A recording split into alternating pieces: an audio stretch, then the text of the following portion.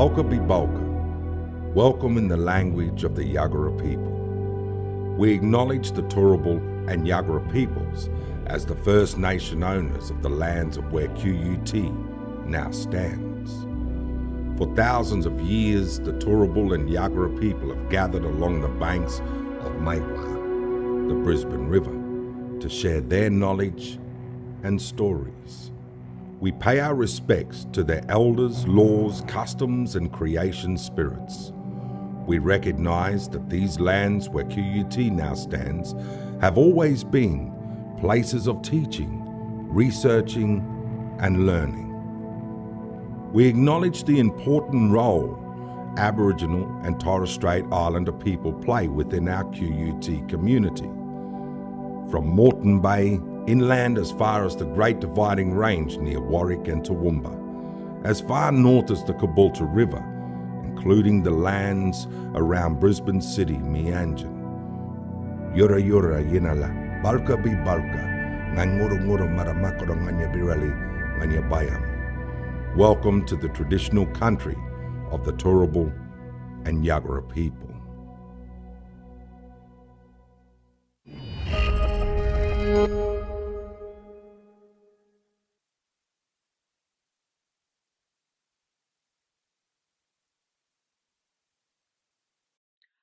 Really important, always to try and amplify the consumer voice through storytelling, personas, empathy maps, whatever it might be. I feel that most of the transformative moments come when clinicians learn directly from consumers who share the lived experience, and you can't actually predict that sometimes. So we were in Cairns or Rockhampton, far north Queensland somewhere, looking at technology that to transform healthcare. And the case study was a person who had COPD and couldn't breathe very well. And we had some personas about how her GP would be, how her surgeon was, and how she was, and how they communicated or not. And lo and behold, one of the consumers in the room, his wife had COPD, and he was like, "This is 1,000% my experience. I want to stand up and tell everyone though, because it so resonates." So he stood up and told a story about his wife. They were in the regional community. She basically died at home. He rushed her to the ambulance and brought her back to life. And then she waited a year to get a transplant, and they had to leave their Cairns home and live in Brisbane for the year waiting for the transplant and the challenges for their family and the challenges for themselves. And that was literally from our well-designed personas had brought that experience to life and resonated so much with the consumer that he wanted to share that. And because I'm making this a warts and all thing, I probably prefer personas, and scenarios, made up experiences. So like we're going to work with 3 personas, a clinician, a consumer, facilities management, to try and make this hospital sustainable. This is their objections and their visions. Probably prefer that to a real story and real consumers, because real consumers have their own agenda and their own expectations, and it can be very hard to keep that contained into the time that you have to do an activity.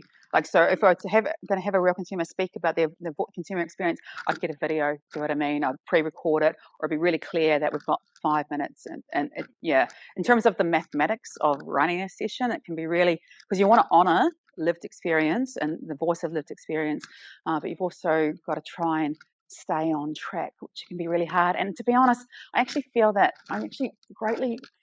I feel we wheel out these consumers to tell their stories, and we all cry about their experience, and a little bit performative, right? A little bit, I feel for them, like they're telling their story over and over again, and we actually haven't put in the systems in place to support them afterwards. I've had people contact me and say, "I'm really upset now, who can I talk to?" And we've got like employee assistance programs, but actually they're not really eligible for that because I'm not an employee of your organisation anyhow. It can be very complicated. And so just if you're thinking of doing a co-design session about a complicated issue, consider personas or storytelling rather than real people. And if you're going to use real people, be very mindful about how you use real people. And if you're going to be dealing with challenging topics, be mindful of your own well-being. So we did a project on childhood brain tumours.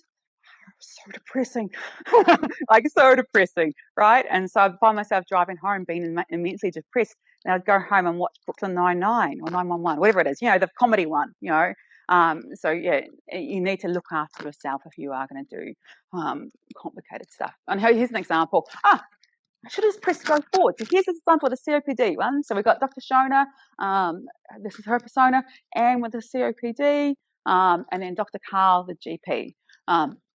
So similar kind of thing. We've got the personas.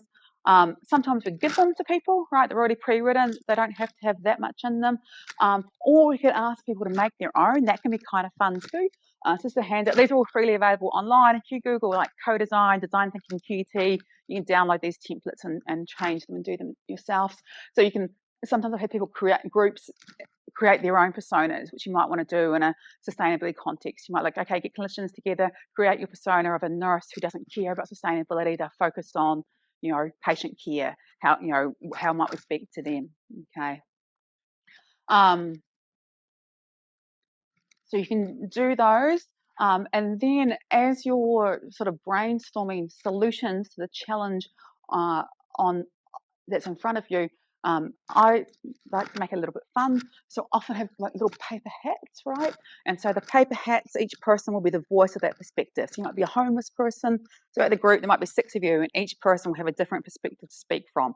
So it might be person. So in that case, it's a homeless person, or it might be perspective. So my colleague and I did created this thing called theory storming. So who's across Edward de Bono's thinking hats? Put on the black hat of negativity, and the green hat of facts, and the yellow hat with positivity. So he's like, put on these different hats and think differently about things. So, approach it with a different lens. And we've changed that to be theory or perspective storming. So in a group, you put on the hat of sustainability, you put on the hat of finance, you put on the hat of consumer engagement, or whatever. You be that voice of either a perspective or a theory, like bioethics design or affordance theory, and then try and solve the problem through that lens. The whole idea is to get people out of their traditional ways of thinking and into new ways of thinking, but in a way that's kind of fun. And the whole thing is that co-design starts with listening and empathy, always back with who we're designing with and for. How does that experience different or the same? And it really is about holding space for real change to happen. Like, it may be evident that I'm not someone who has a ton of patience. I'm someone who's like a bias towards action and doing. And so for me, I find running co-design sprint, I find it very hard to stay back and wait for that, for people to, I want to push them. Do you know what I mean? And so I've had to learn to sort of step back and let people, give them the space to reflect and share and trust the process. But that's my own personal bias. I have a bias towards action, but each of us will have our own little bias that we will need to watch for when we do these kind of things. But I think it is our responsibility to create a psychologically safe space, when people feel happy to share, pay attention to personalities and power dynamics and agendas, and just the whole idea is to create that creativity, collaboration, and opportunities for innovation. So talking about sort of good co-design and practice, be clear about the purpose of the workshop. How much influence does this group have? Are they going to, at the end, have $1 million budget to present, or are we just developing some ideas for the board? What are the, how are we going to do this? Keep groups engaged, having some chocolate helps, use these practical tools, and really be clear about, the process and making it fun.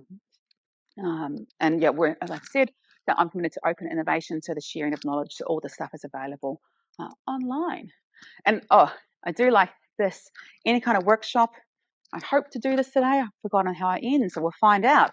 Any kind of workshop should end with what's called the peak end rule, which is that it should end with some kind of high point, okay? So when people remember an activity or remember a day or an event, they only remember a few parts. They remember the start, and then they remember the end, okay? And this is a psychological principle. And the peak end rule is you just remember the high points and the ending. So you want to try and finish strongly, because we're all got bad memories. So if you can finish it strongly, then people will think, oh yeah, that was really, really good. And so that's why, it's probably not why, but it's one of the reasons why a co-design workshop where you have, everyone's got their pitch at the end and there's lots of energy and movement and excitement and drama and fun. People will look back on that and like, oh, yeah, actually, that was more fun than I thought. It was worth me stepping out of the office for the day to do that. And it's because of the peak end rule. So lots of things you can do to make that fun.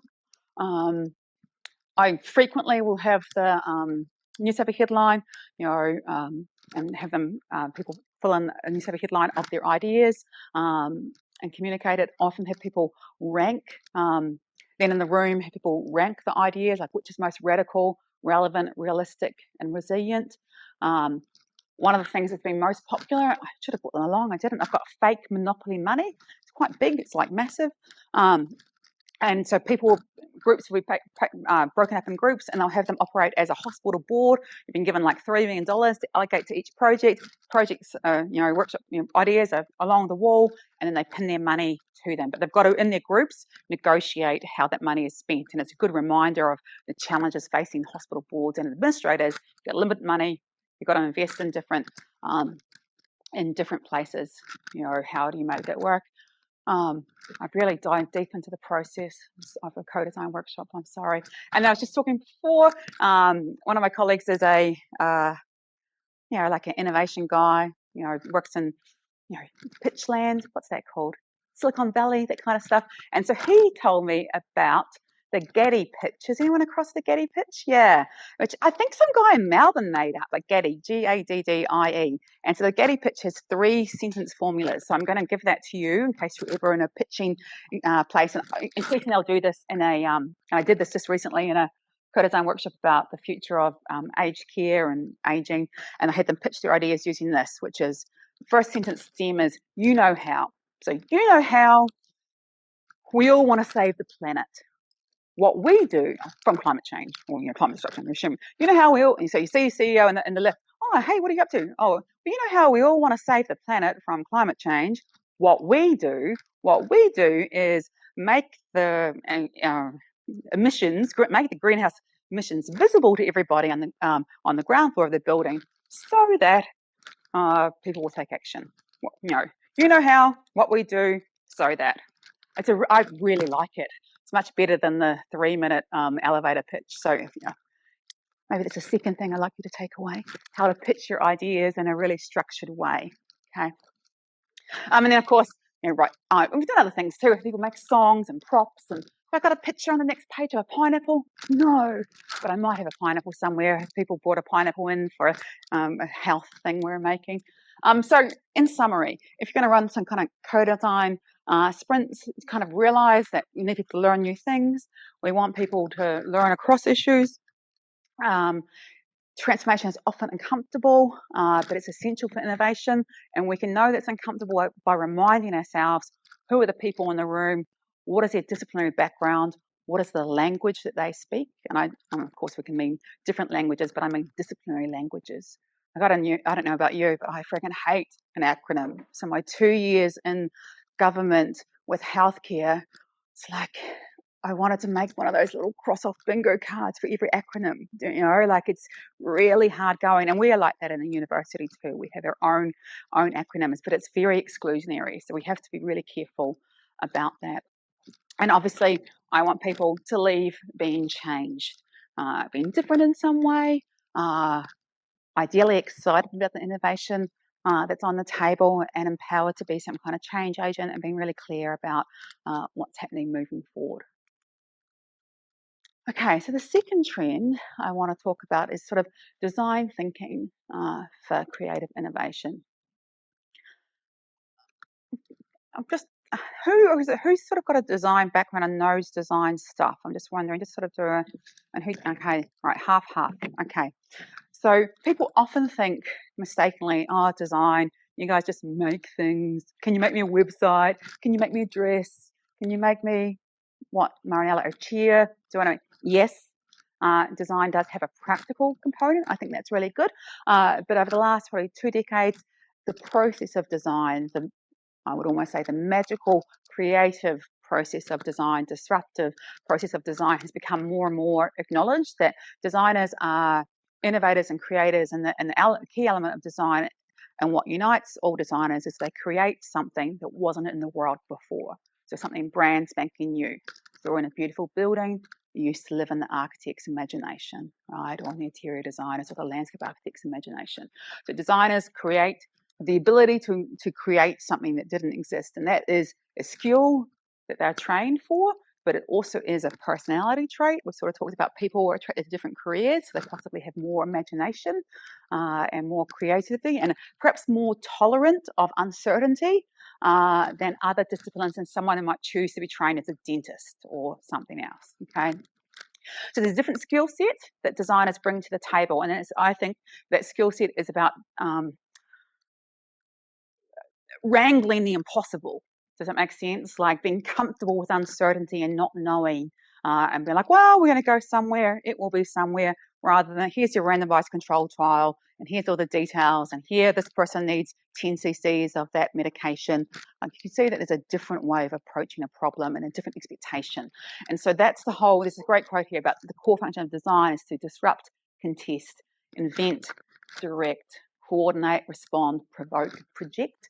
I really like that. So and it's one of the things that's special about us at QUT Design, and I hope my colleagues agree with this, maybe not. Sometimes I hate talking about this in front of my design collaborators and colleagues in case they think, Vaughn, you're talking total shit.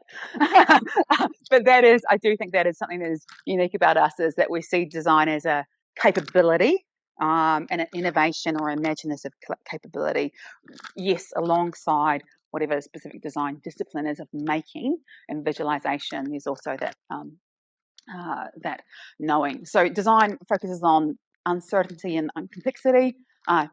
We're very much all about empathy, designing with, not for people, and good communication too. Making sure that we communicate memorably with visual storytelling often and tangible outcomes.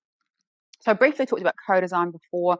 This is a design thinking process similar to co-design, which is getting people together to collaborate and pick their brains and solve a problem. Design thinking has, depending on what model you like to use, has 5 or 6 steps that are iterative and also not iterative. Like, you can go backwards and forwards. To begin with empathy, what's going on, how do we understand this problem, then really define what you're doing, define the problem. Ideate, get people together to brainstorm, and some of the co-design tools I just talked about as a way to do that, get people to really focus on the problem. Prototype, maybe Marianella will talk a smidgen about that, maybe not. Yes, okay, yes. Prototype and to make usually a low fidelity example to get feedback, then test it and then implement it, okay? And that is the sort of structured design thinking process to make creative innovation happen. And it moves between these two processes of being really focused on the issue, like really narrowing in, convergent thinking, being really analytical, versus this flaring of divergent thinking, being really creative and blue sky thinking, and kind of we're trying to come in and out so that we get the best possible solution. Who's across Peter Ducker? That guy is, yeah, I love him, right? He's like I've just called him management guru, but this is great. He writes a lot about organizational psychology and business, and I love this quote. In an innovative organization, the first and most important job of management is to convert impractical, half-baked, and wild ideas into concrete, innovative reality. Top management in an innovative organization knows that new ideas are always impractical. It knows that it takes a great many silly ideas to spawn a viable one, and that in the early stages, there's no way of telling that silly idea from a stroke of genius. Both look equally impossible or equally brilliant. And I really like that because it's a reminder that sometimes we just don't know. Do you know what I mean? We don't know. When someone comes to us with an idea or a solution, we might think that's absolutely stupid, or we might think that's absolutely brilliant, and they both can be true. And so it's about reminding ourselves just to hold judgment, and we need to create space for the, go. Oh, yeah, good. Yeah. Design is a form of knowledge work, Yeah. And also he argued that the knowledge work cannot be supervised closely or in detail. Oh, I love that. The knowledge worker cannot be supervised closely or in detail. Actually, go. Inviting people into this kind of work is really about having their individuality and their roles. That's a great point, Brett. Actually, I'm happy to take just a quick break here if anyone's got any questions, and we'll keep going because I'm sick of talking. And I've got to talk for another half hour. So is there any thoughts? I just want to say anything. Hate it when you put people on the spot. You can drop out and get some water if you need to too. It's just outside. Okay. So I said before, I kind of, in a design thinking thing, I like to start with like a question of inquiry, which is essentially what that drawing thing is, focusing on the positive, okay? And you see some sort of other examples here. What is that? Oh, anyway, doesn't matter. And then you do the empathy map, okay, which we've talked about. So that can be part of your co-design workshop or your design thinking sprint. You want to define how might we make hospitals sustainable? How might we encourage employees to take the stairs, not the lift? And there's a number of articles on that. Like, you need to be really quite specific if we're going to talk about sustainability in healthcare. How might we reduce the number of bandages used? How might we encourage recycling? Who knows? Whatever it might be quite specific. Then ideate, so come up with lots and lots of different ideas for solution, ideally using drawing because that forces people to move forward. And then prototype, so communicate your solution. And you can see some examples here. This was like a maternity birthing space that was in the regions, some visions of the future, sustainable hospital actually there, and just lots of sort of this is the values at work, and I think that's a point in Children's Hospital actually, and what their values were embodied and looked like. You can see them communicating their ideas. Oh, there's a pineapple. I knew I had the pineapple. So we did a project in a 3-day design sprint in Singapore a couple of years ago, and they were talking about how we can sort of amplify and engage people in the process, and they brought along some live prompts about eating more healthily and whatnot. So you show, don't tell, start with the why, got the Getty pitch there, you know how, what we do, so that. So, and your prototype doesn't have to be very good, okay? It should just command only as much time and effort and investment as is needed to generate useful feedback and evolve an idea. So if you're doing a design thinking sprint about how to make a hospital more sustainable, people can prototype lots of different ideas, pitch them, and then you pick up one to take forward. This is the pitching. Make your own little fake newsletter. We put this hospital insider. This is about putting discharge planning in patients' hands, staff and patients working together. Oh, so good. Oh, and I usually have a little hat that the winner can wear afterwards. So once people have voted, they get like a winning hat. So the whole idea is about making the process of idea generation enjoyable, spending some time with it so that you have actually engaged people in it. And as I've said about transformative learning, whether it's a co-design workshop or a design thinking sprint, we are transformed. We come out different than going in. Right. So we do need, I think, the transformative power of co-design and design thinking to address the wicked challenges, whether it's sustainability or whether it's anything else. And that's what we've done in our healthcare project. I'm going to talk a little about that soon. So I'm also a great advocate of arts-based storytelling. I think that we need to use that. Data informs, stories transform. It's true, data is important, but people remember a story and a person and an experience. And you can do that in lots of different ways: drawing, photography, photo voice, poetry, drama, digital stories, creative writing. And if you do that as a research thing, it's called arts-based research. And if you do it to engage people with a new way of being or doing, it's called arts-based knowledge translation. Why do we do this, and how can we do that, and why is it important for us? And you're like, oh, Evonne, why are we talking about art? I'm a clinician. It's because you can give policymakers a window into different things and let them see the impact of policies in real life, and could actually contribute to new ways of thinking and doing. It's also memorable and enjoyable for participants. So if you were to do a sustainability project, I'd be like, you know what? Why don't you ask everybody in your workforce to use their phones as cameras over the next 5 days and photograph opportunities for sustainability and opportunities where it's been destroyed or something. Like, give them a task, ask them to photograph it, print those photos, put them on the wall, and then actually have a conversation about how change might happen. And that's what you're seeing there, some examples of everyday life in aged care. We've got the drawing one again. I've had people draw and sketch their expectations of aging and then their experiences, or what's actually been like. So compare and contrast, you can do that. And I've used a lot of photo voice. It's a fancy way of drawing photography with voice and asking people to take photos of the topic under investigation and then disseminating that for change to educate and engage policymakers. And the whole point of any of these methods is that they should be emotional, evocative, provocative, illuminating, educational, and transformative. And so photo voice is about you enable on the strength, you focus on the strengths or concerns, you promote knowledge and critical dialogue, and then you reach decision makers. You can see here some examples of exhibitions that we've held, which I think are a really good way to engage the community. I'm not going to dwell on that. It's really important you have the photo and the narrative. This is about an older woman in aged care. She took a photo of this. It's her angel. It comes with her everywhere. It's like a metre high. You don't get that sense here. It's interesting. She went to she went to hospital from her home and never went home again. She went straight to aged care, and she never got to pack her stuff up. And her family sold everything in a garage sale, and so she keeps that angel close to her.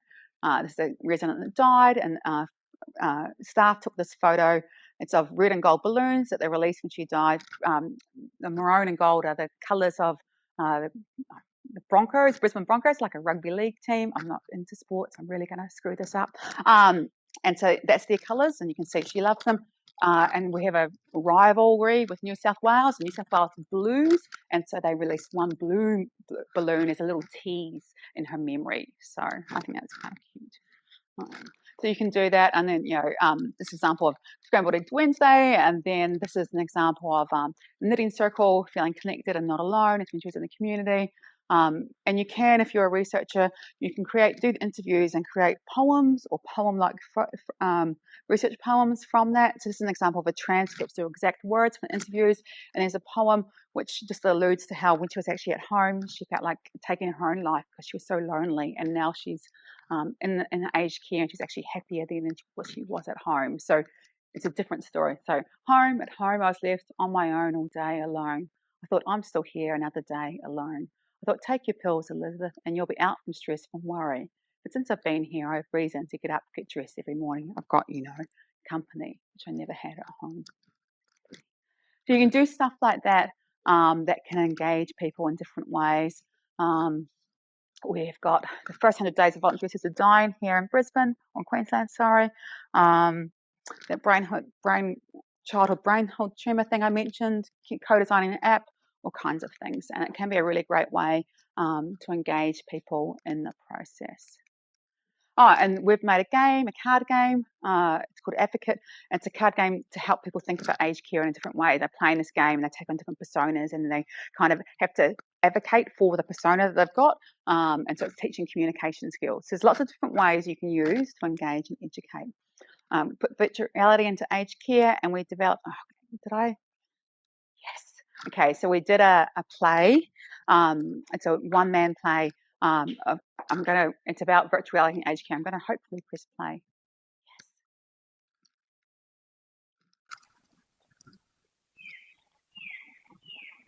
Yes. It's about imagining what could happen if you put VR in aged care. I'm Eddie. My pronouns are he. I met Allegra at Westgard. Started off as a parent and got handle it. I was as entertainment coordinator. Yeah, I was excited. And so were the residents. They were pretty bingo. And I had a I've got a mate at uni with access to all this stuff, so I'm thinking we get in later that. I thought they're not dead yet. Let's pick it up a notch. And that showed you the budget. So yeah, it was mostly trip to Westfield and bingo. Oh, plus exercise. I would take a bus down to the pool where I work as a lifeguard at Saturdays and get in the water. Nothing major, mostly stretches, all around. She never got in. She just came to watch. And one week, stopped coming. And I went to see her to ask why.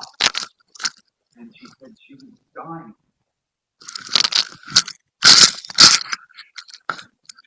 Aunts know what to say to that. It's weird. My sister's having a baby and she won't shut up about it. She thinks she invented birth. When someone's dying, we all lose our tongue. Oh, she says, back to your pool and count yourself lucky that it's anything you've done. I don't think you can say that. Eduardo, you're still young, she says. That's what she calls me. You haven't been touched by death. Not really. And I tell her about Mum. We were in the garden when Mum told me. I'm going to have to move us on if I knew how, yeah, because I don't have enough time to go through this, and it's quite moving. It's 6 minutes long. It's really good. And so the point I share with you is that you can use things like this, like embodied drama, right? Research-based drama. So it's telling sort of a real story, but in a way that engages to engage and educate and transform. Okay. Right. So I've got 15 or 20 minutes. So I've talked through co-design, design thinking, and arts-based storytelling as kind of tools to engage people on any kind of journey you might be taking, a transformative journey. And now I want to talk about where we might make those change opportunities happen, both technology and sustainability or place-based. Of course, technology, always with humanity. QT's just been recently part of a bid. That's the bottom photos, a humanoid robot that they've kind of been taking around town. It's kind of cool, actually. It can dance. One of the things I like to talk about when we talk about robots, though, is we talk a lot about, in my space, we talk a lot about robots in the context of aged care and caring for older people. That's pretty much the dominant conversation, their value there. But we don't talk very often at all about, actually, we never talk about robots caring for babies, which is, should be equally acceptable, the 2 ends of the lifespan. And if it's not acceptable for a robot to care for a baby, then why is it acceptable for a robot to care for an older person? Just a little philosophical little thing in your head to think about. People always sort of, well, not always, often say to me, oh, robots, I don't want to replace a human. Humans are so brilliant. This is from the UK more than a decade ago. It's, showing carers dozing in a lounge. We've had our own scandals of, carers trying to suffocate people and abusing them and things like that. That is very rare. That is not mainstream, but it does happen. And so it would be very unlikely that a robot would behave like that. So one advantage of a robot is that you can kind of program empathy and care into it. And one of the challenges we have with the human workforce is that not always empathetic. I can't remember if I put this slide in, but one of the things that's been mentioned about if you do any work with people with dementia can be hard to hear the same stories over and over again. And the argument is that a robot will be equally happy to hear the same stories all the time. Robots come in all types of sizes and designs. I know you guys are across this. I'm not going to talk about this very much, but we've sort of talked about like chore robots, sort of companion robots, and then clinical care, and the design with that in mind. What is the task? Should they be small, big? How can they move? That will make a big difference. And Valeria's here in the corner. Good, Valeria. We 2 years ago. Yeah, I randomly met a guy at a conference who called himself the grandfather of robotics in Australia. I'd never heard of him. I was like, okay, sounds good, man. And indeed he was. He had 10 robots at his aged care facility just an hour out of Adelaide, and he was deploying them in all kinds of different ways. Mostly they were like cleaning robots. He had some trolley transport robots. He was getting what I like to call a chit-chat robot, chitty-chat. Or does it talk to you? And so he wanted to make his aged care facility, the most robot friendly. And so we went there, hung out with him and his team, learned a lot about the challenges and opportunities. I hope you can see some of the signs like give way to robots, robot stopping area. Challenge was that the infrastructure, integrating with infrastructure, lots of challenges. Aged care, usually quite old, buildings are old, Wi-Fi's crap, you need the technology, not enough space for the robots to turn around. So that's why they've got a robot stopping area, so they could stop, turn around, move on. Sometimes couldn't get up hills. There were a lot of logistical challenges. And then this is Jenny, she's the laundry manager. She's the one who mostly had to deal with the laundry robot that would sort of bring laundry to and fro. She kept a little diary she called Robot Antics. And in her robot antics thing, she just documented when it all went wrong, basically. And there was a lot of, I think the main thing we took away from that is you need the system and you need the processes that try to engage people in this transformation. But it didn't work. Like Jenny told us stories of, sabotage from other co-workers who would like remove the space where the robot was supposed to park and just be, purposely put furniture where the robot needed to go and just be very difficult. And then in our work, so robots can be brilliant, but they've got to be integrated fully into the environment. So we've written about that, which was quite fun. And we use this tool that I mentioned. What are our hopes for the future of robots? What are the myths? What are the taboos? And what are the fears? So that was a really good way to get those things out. And then we did a co-design tool about what could a specific robot do. At that time, we were designing Helpy, who had a little arm. So what could this arm do? How could it be deployed properly? What was the use of the arm? With our colleagues at QT Robotics, and you can see some of the outcomes from our co-design workshops. So we had the clean green cleaning machine, Sadie, a cookie foodie one, and an air purifier one. So it gives you a sense of how you can use these tools in any kind of conversations. And I do love this quote from Robert Sparrow, which I alluded to before, talking about a building that's been fully automated, staffed only by robots. There's lots of positives there. Where are we? It's filled with conversation and laughter as the residents talk to their robot companions, which have been programmed to entertain and converse with them in a never-ending, somewhat repetitive stream of conversational gambits and chit-chat. The residents, especially those who have dementia, seem happy. So effective are these facilities operations that, apart from those it cares for, you are the first person to set foot in it for 5 years. So this is not, to be a negative, but it's to think about how do we want robots to be integrated into our future. And we need to not hide from this, but engage in the process. How to do that, I quite like May's normalization process theory, which talks about when we think about any kind of innovation, it could be robotics, could be sustainability, coherence. Doesn't make sense to staff and residents. So that, in this case, if we're going to make a hospital sustainable, doesn't make sense. We think it's right. Participation, who gets involved and how engaged are they? Action, who drives and does the work required to deliver this? And do staff see the values and benefits and outcomes? And this is an example of the virtual reality project, but you can apply that framework to any kind of change you're making. And finally, the last 5 minutes, I just want to talk about sustainability and place-based design. This is a great book if anyone cares about the built environment or wants to read about it. It's old now, it's called Welcome to Your World. But Sarah Goldman talks about, so quote, once finished, a new urban area or park or building will likely outlast every person who designed, engineered and built it. And it will remain in use long after those who commissioned and paid for it are gone. Every element, building, landscape, urban area, infrastructure ought accordingly be designed to help us thrive. I think that's really important. If we are responsible for bringing along new buildings in particular, then we should think long and hard about how do we design those buildings to help us thrive. We've got a moral obligation for sustainability.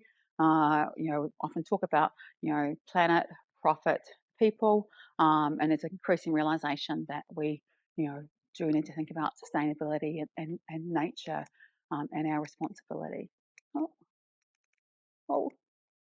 And we need to become designers and clinicians part of the solution, not the problem. And this is a great example, a quote about how our designers guilty of killing the planet. Just had a conversation outside about clothes, recycling and waste and overconsumption, and we need to move towards, of course, the circular economy.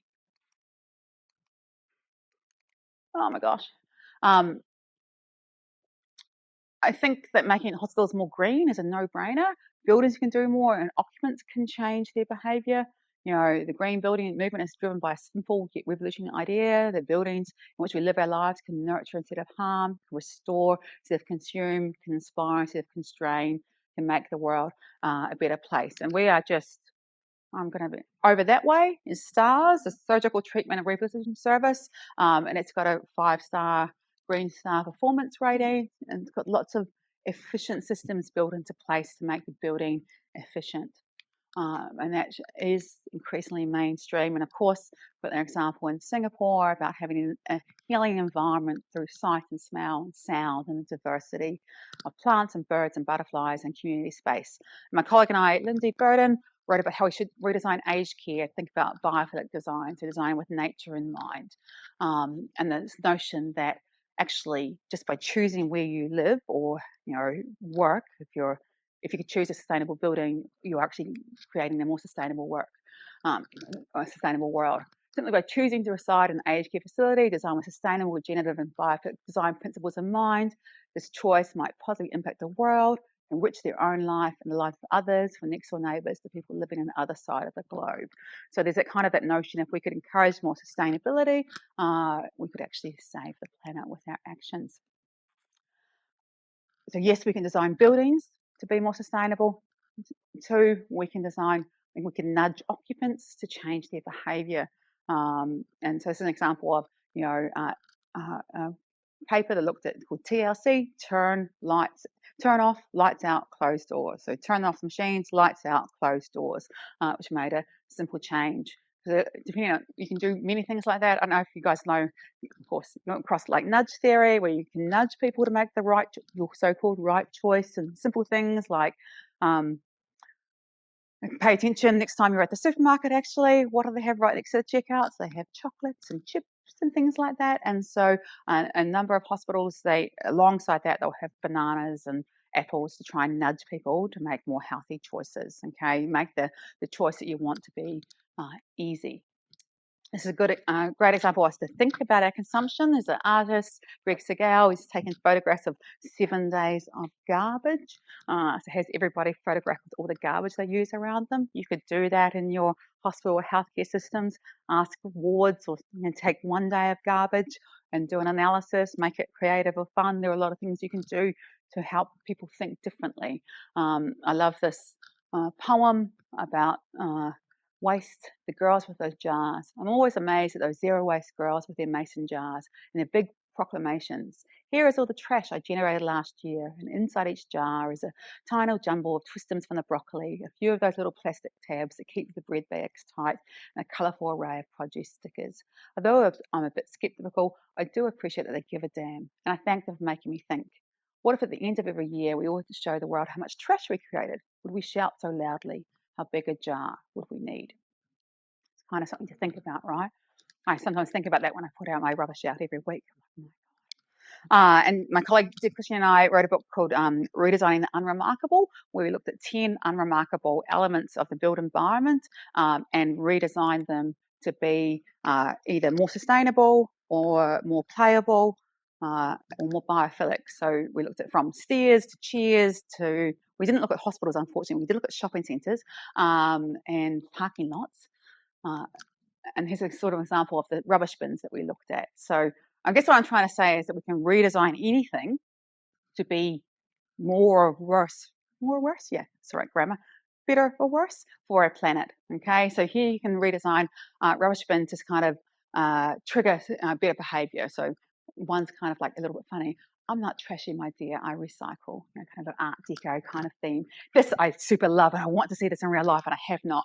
But it's like cigarette voting bins, okay? And you have little, would you prefer to watch? I can't read this properly, but it's like, some soccer player versus another. Who do you vote for? These guys or those guys? And you which side you put your cigarette button is the side that you're voting for, which is kind of cool. And then I know one trial actually had transparent or see-through rubbish bins, and that actually reduced waste by quite a bit. So there are a lot of things we can do. We just got to have the guts to do them, and it could be any or all of these things.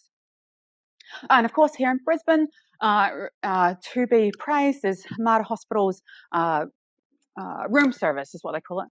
Sorry, where they order the people, instead of you got breakfast at 7, lunch at 12, dinner at 6. Nope, you just order whenever you're hungry. And surprisingly, that has reduced a lot of waste. Okay, and of course, patient satisfaction has gone way up. And actually, so is their nutritional intake. So a simple, well, actually a significant change to how food is delivered has actually had a significant change in sustainability metrics, but also satisfaction. So there are a lot of things that you can do.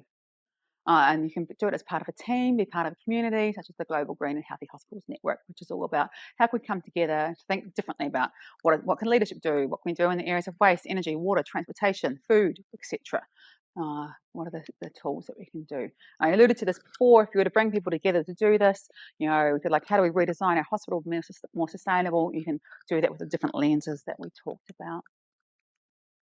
So, talk for a long time. Thank you for listening. I hope it wasn't insanely boring. Feel free to have a stretch in a few seconds. I'm going to give you some take-home messages because we've covered a lot of ground. First, I hope it was evident that I'd like everyone to step outside of their comfort zones, you know, our disciplinary training or our workplace comfort zones, into that transdisciplinarity where we have to learn something new, and being aware that actually as an organisation we do the attraction, selection, attrition model. Okay, it's something to think about. And how can we cross tribes and territories? And if we want change to happen, then we actually have to be the people that float between those, you know, between those disciplines. That's how change happens with new ideas, and trust the people sharing those new ideas. Secondly, always elevate the user voice through co-design and design thinking. Thirdly, use the emotional intellectual power of arts-based storytelling. Like I started to play that video from our, you know, I'm pretty sure you guys wanted the rest of the video. We didn't have time. You know, so we can use those things to take people on that journey. There's lots of things you can do. And then experiment with technology, sustainability, and place-based approaches. There are many things we can do that will make a difference on a large and a small scale. And my final thought, I do love this. You guys seen this? Which is basically it's this kind of, I guess, analogy that, you know, ships they're safe in a harbour, and they are. They're not going to break or get lost or, you know, crash. But that's not what ships are built for. Ships are built to go adventuring and, you know, exploring. And the same with us. Do you know what I mean? Like we kind of can be safe as we are right now, doing the same old, but we're actually not taking the risks and not actually doing what we're made for, which is looking for changes and improvements and being innovative. And so that's what we have to do. Don't stay safe in the harbour of our own disciplinary knowledge, but step out and adventure into something else. And I'm going to end by asking you to do something that's not easy. Like, it's not something I would do easily, but you don't have to. But if you like, just close your eyes. You don't have to. If you feel comfortable, close your eyes, or at least take a moment to think about the future and what is your role in this transformation. So we're focused on sustainability and healthcare. I've talked a lot today. What is your role in this transformation? We've got a week. We're here together, but then you're going to go back to your workplace. What is something you might do in 2026? I'm just going to give you a few seconds to think about what that might be.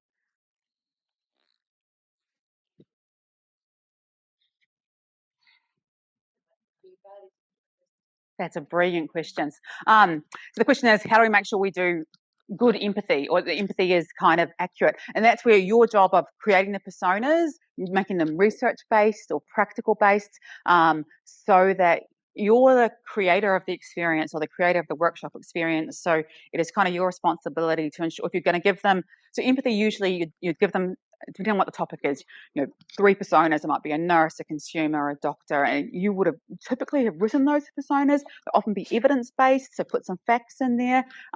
Sometimes I also have, you can create your own persona too as a group, in terms of, you know, you might feel that those personas are totally off. Feel free to tweak and change them.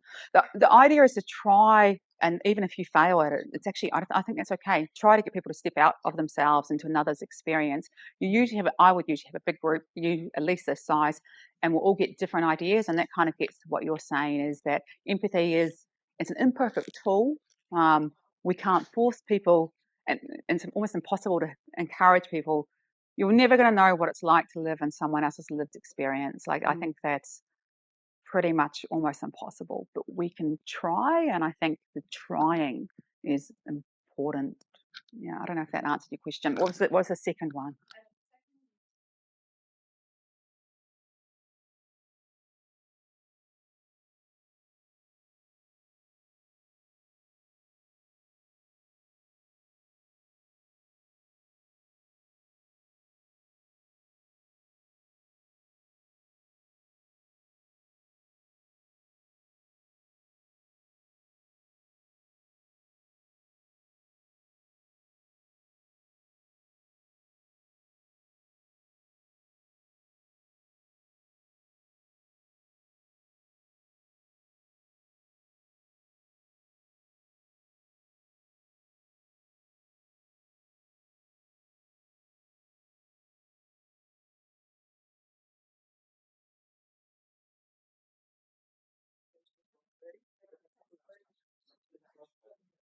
I was going to speak as well. I think we are ready to start the second session, and the launch is already there. So we're going to go through Marianella's presentation, and then we're going to have a quick launch.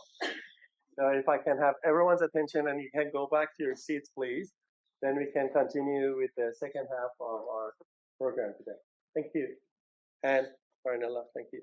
Thank you, Leo. And thank you very much, everyone here, for being here today. So welcome to this presentation about designing for sustainable care, how agency and continuity shape our value in healthcare.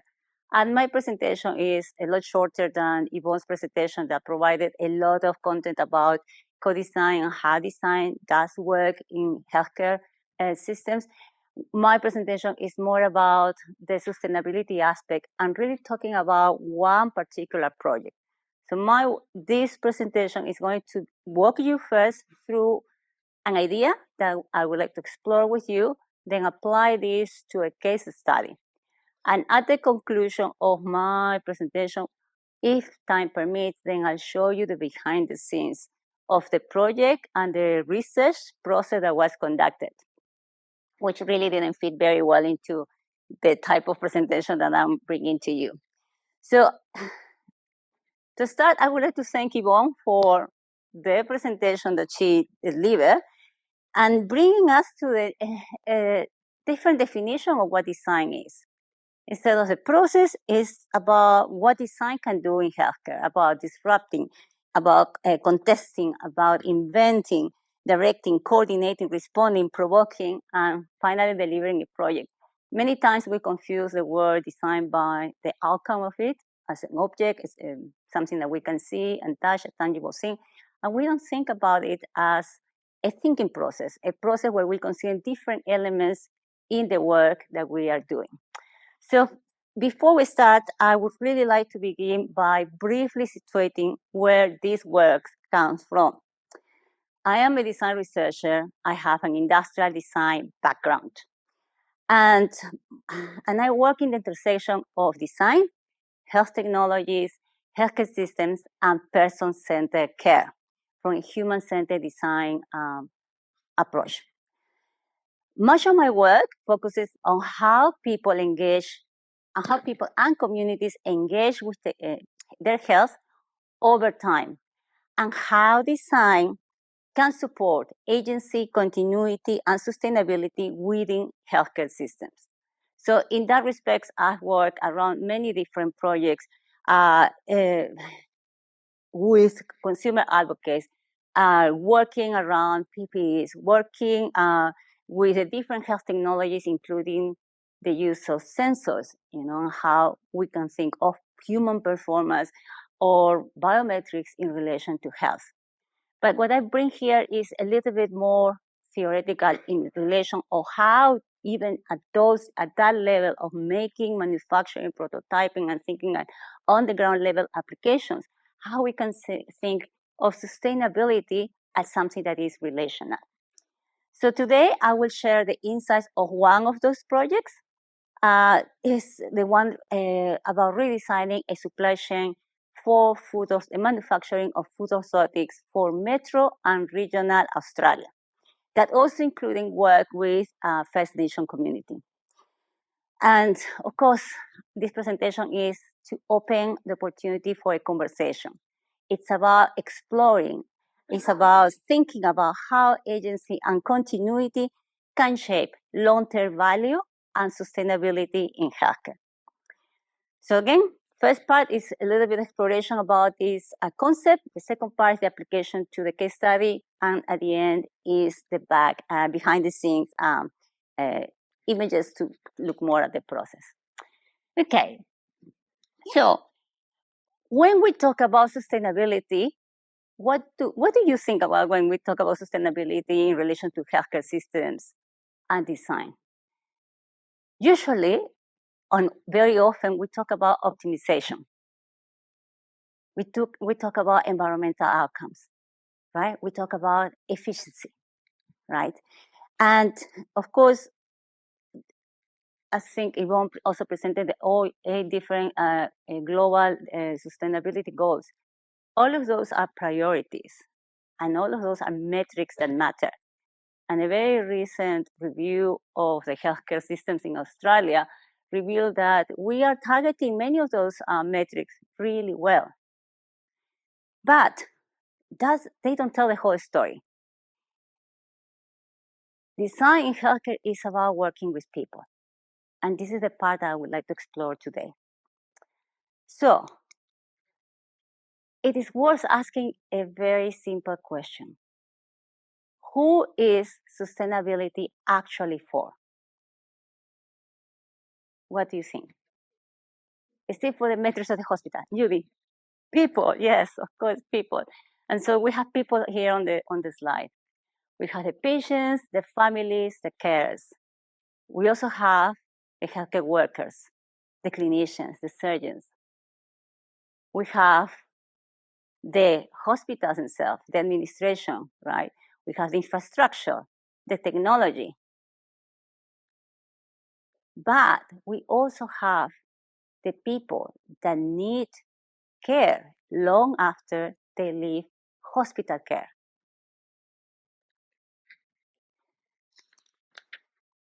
So, in my view, there is another form of sustainability we talk about far less, and it is the sustainability of people's relationships with their health, with their treatment, and with the systems and technologies that we ask them to live with.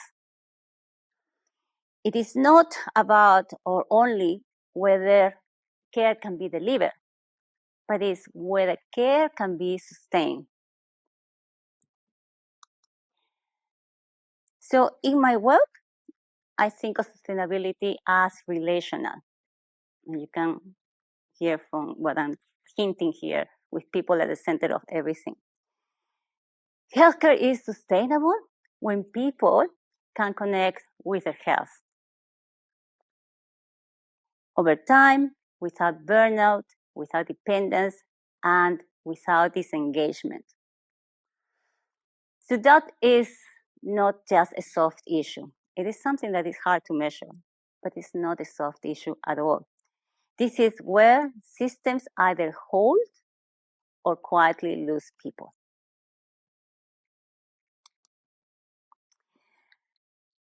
So for the person living with care, sustainability is about the practical everyday decisions. Is that right? What do you think?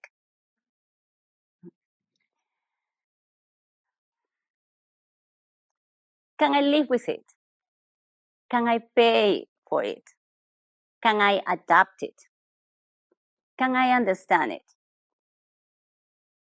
That's the conversation that we don't often have when we talk about sustainability in healthcare, when we talk about designing systems, technologies, procedures, protocols in healthcare.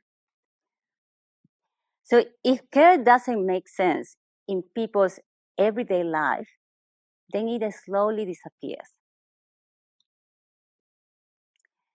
So from that perspective, healthcare is not just a moment. It is a long conversation.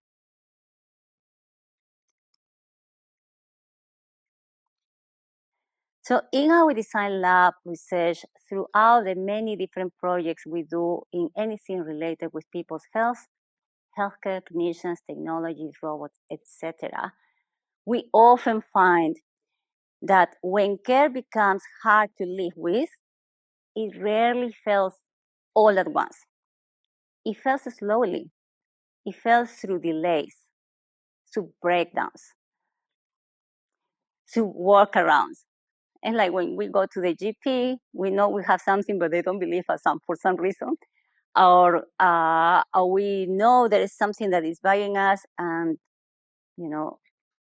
one time after another time and another time. And for us living in metro areas and city context, you can find another doctor, talk to people, etc. But think about people who live in the regions or in remote areas or in farmlands. How do they do? How can they sustain care? So there is where sustainability quietly breaks. So this thinking This type of thinking led me to a different kind of question. What if sustainability depends on agency?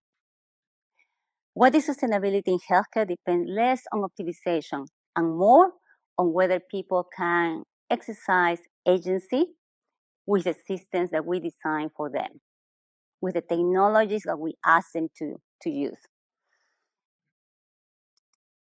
And so with this introduction, and before I go further, I would like to explain a little bit more about where this thinking comes from. As a design researcher, I work with health technologies and healthcare services, and often in contexts where engineering, clinical assessment, and community realities don't easily align. How many of you know that situation here, right? And so my aim in projects like this is to fully understand all the stakeholders' needs and requirements, of course, so that then the technical accuracy, clinical diagnosis, and lived realities can inform each other. And I do this from a human-centered design perspective and a person-centered care approach.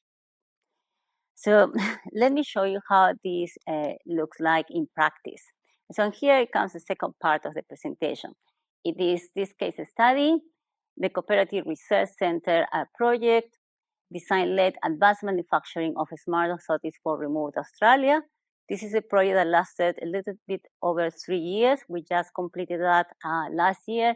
And it's a project that the government provided a grant for over $2 million. And so it was a really important project. And the project obviously started with the interest of a manufacturing company of food orthotics who had applied for this grant several times without really getting it. The focus, of course, is in the product, the device, and the technology. But they only got the grant when we added the human perspective to it, when we added the element of the regional component. And so there's a compromise here in between what design can bring to the table in a project like this, balancing the needs and the requirements of the manufacturers, of course. And in this context, of course, there were a number of different stakeholders involved.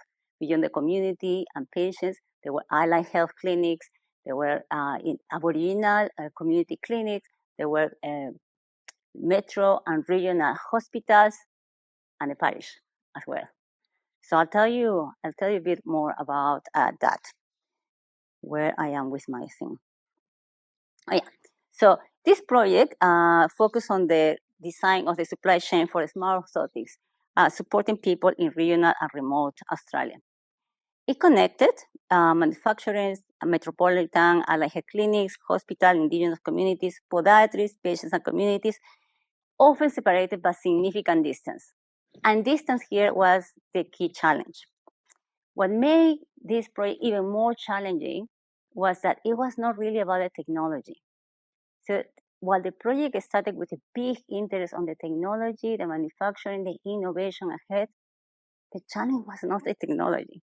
It was about designing a system that could sustain care across organizations, communities, culture, and that distance. So at the system level, this food orthotics service span all these stakeholders that I mentioned. And on paper, the system works. Every part does the work that it's meant to do. But when you step back and you look at it closely from person-centered care and human-centered design, then you can see how much distance, geographical, organizational, and cultural, the system is carrying. And distance changes how care feels. So you can see here a comparison of a process in the metro areas, clinics, and something that happens in the regions. So in this system, you can see it has a scan, the technology, and the different elements until we go to the fitting consultation. In the system, data moves really well. Food scans are taken accurately. The data travels efficiently. And the specifications for the manufacturing of the food orthotics arrive where it needs to. 1, 2, 3, different steps, they all work. But care doesn't travel the same way across distances. Care depends on interpretation, on follow-up, on context of use. And those things really doesn't translate well to this other context.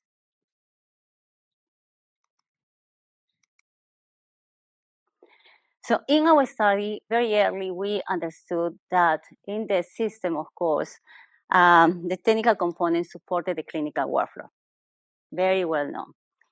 And that this process was standardized and widely adopted. And that's the small gray square on the top there. But our human-centered design studies and our biomedical engineering analysis reveal inconsistencies in the outcomes of such workflow. The standard workflow, everywhere does the same thing. It's recorded in every literature review. So at this point, it would have been tempting to just continue with the focus on the manufacturing, the workflow, the device, and to improve the scan, to look into the smart materials of the food orthotics, or think about the fit on the shoe. But the challenges that we were observing were not just technology or device problems. They were problems of translation between the expertise across the different people in the system, between organizations, and of course, with the lived experiences and the lived realities. So our design work and research had to operate at the level of the system, not just focusing on the technology, but focusing on the social aspects of that. And so you can see the gray area replicated here at the start of the process. And you can see all the different elements that were connecting and disconnected at the very, very early stage of the work. And then how that broke down into the different parts that in which we started identifying through the data collection different aspects that were not about the technical component of the project itself.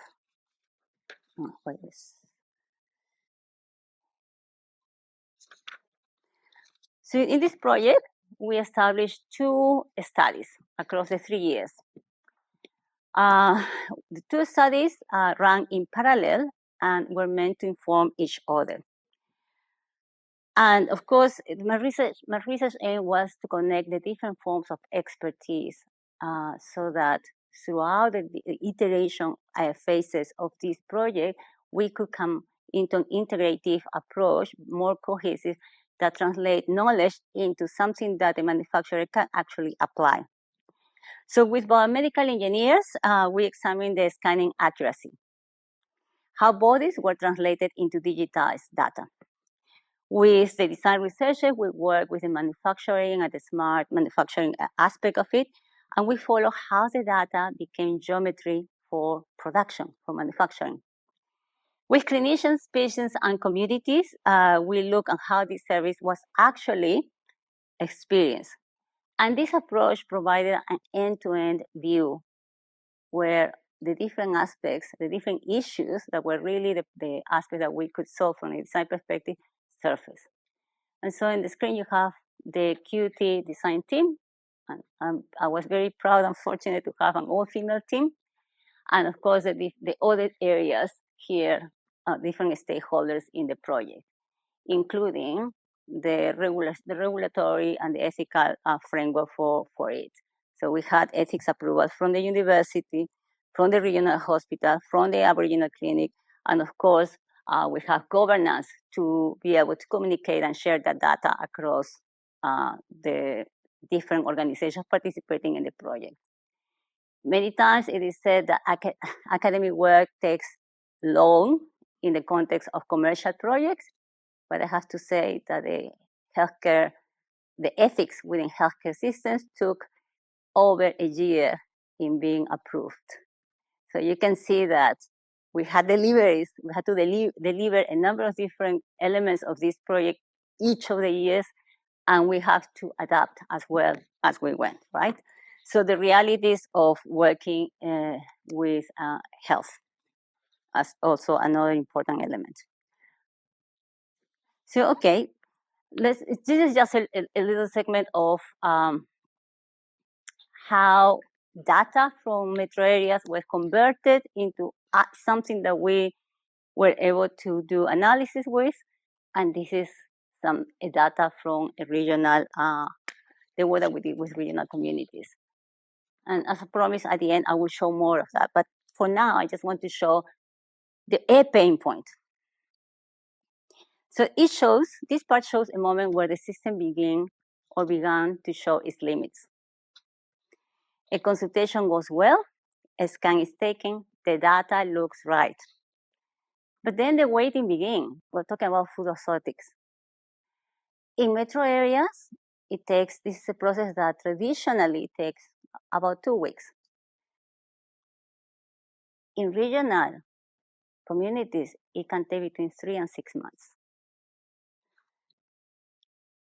If the scan doesn't translate into a digitized data in a cleanly way so that the manufacturing of the food orthotics produce something that fits the person correctly, obviously the process slows and sometimes stops and sometimes it has to start again. For the system, this might be seen as a small inefficiency, but for the person receiving care, this is a break. This is a break in the care process. And over time, these breaks accumulate into disengagement. And so in this diagram, you can see the analysis of a summary, a higher level analysis of higher level picture of the analysis we did of the workflow, the different areas where we saw there would be a pain point that we could work around and where we could produce through the 2 studies a number of different design improvements. And this is a workflow, but it does not capture the issues about time, distance, human-centered design, people, equity, access, etc. So the social aspect of that is not in there at all.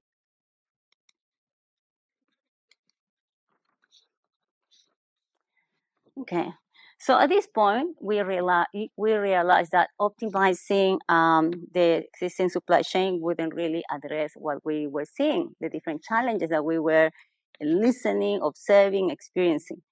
The delays were not just technical. They were relational.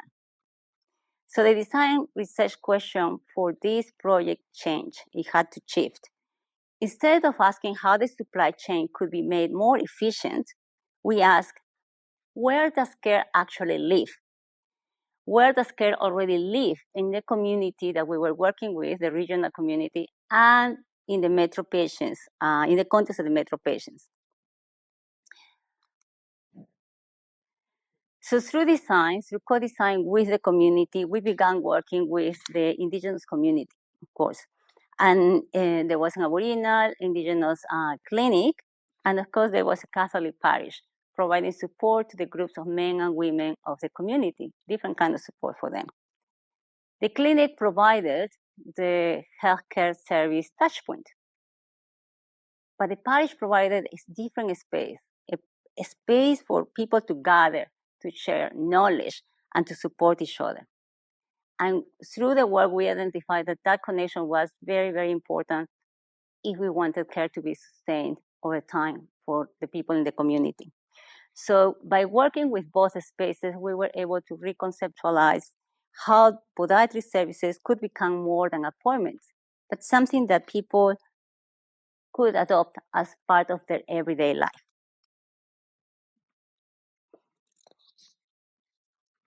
So this project had different a number of deliverables over the 3 years, 7 of them. But one of the most tangible outcomes of this project was the development of the co-design of 3 short educational videos. These were not instructional videos.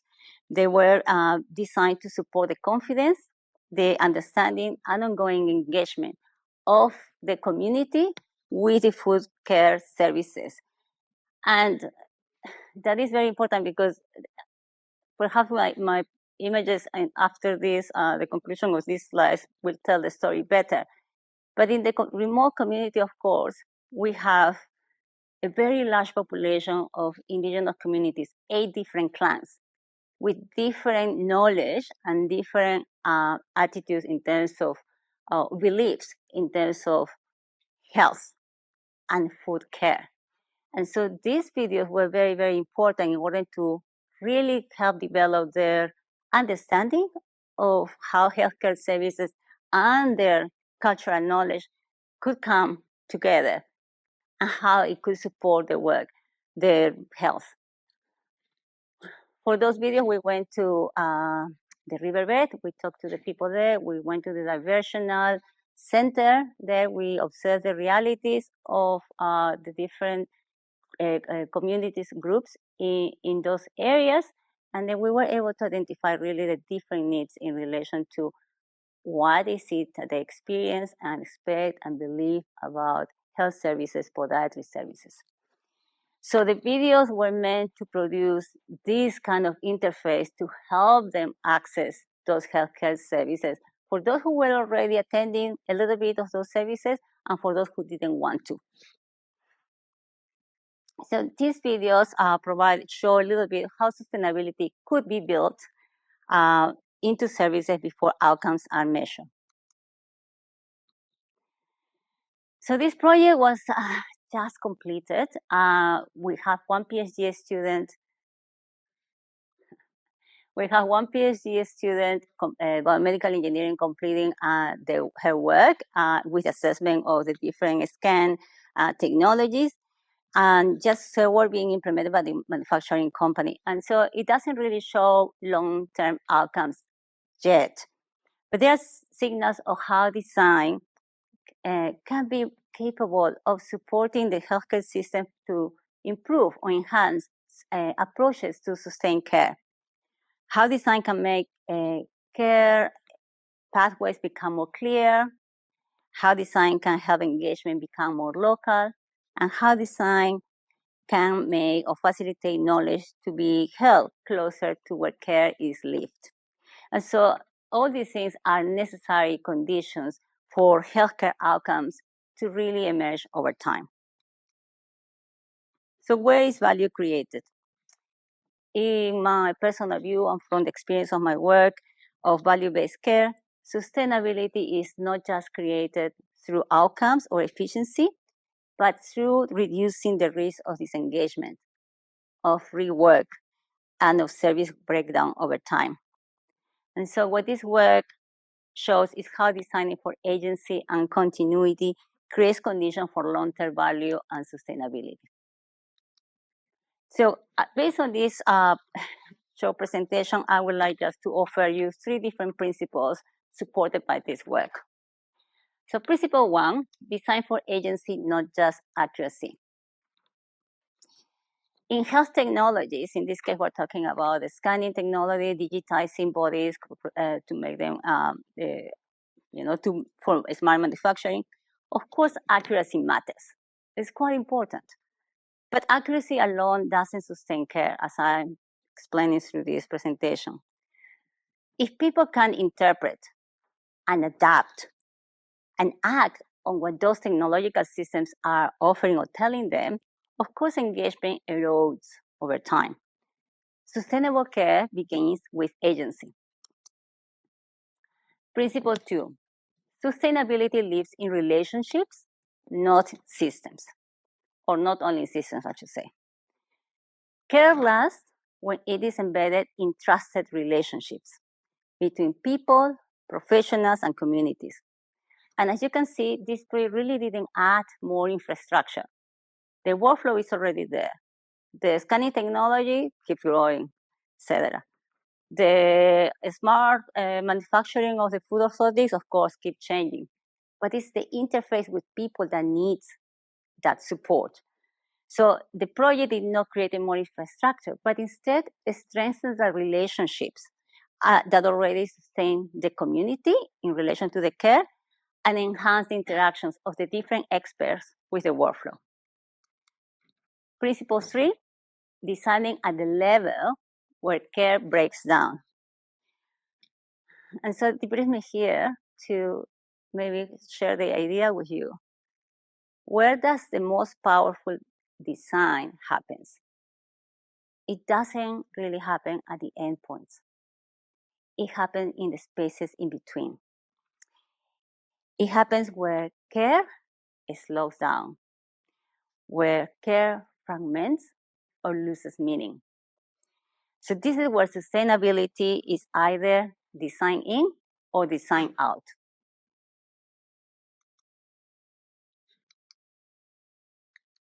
Okay. So sustainability in healthcare is not just about optimization. That's the takeaway from this presentation. It's not about whether systems can keep running, but it's about whether people, clinicians, manufacturers, communities, patients, families can keep caring. Design has a role to play when we are willing to work at that human level. And that's the end of this part of the presentation. Thank you very much.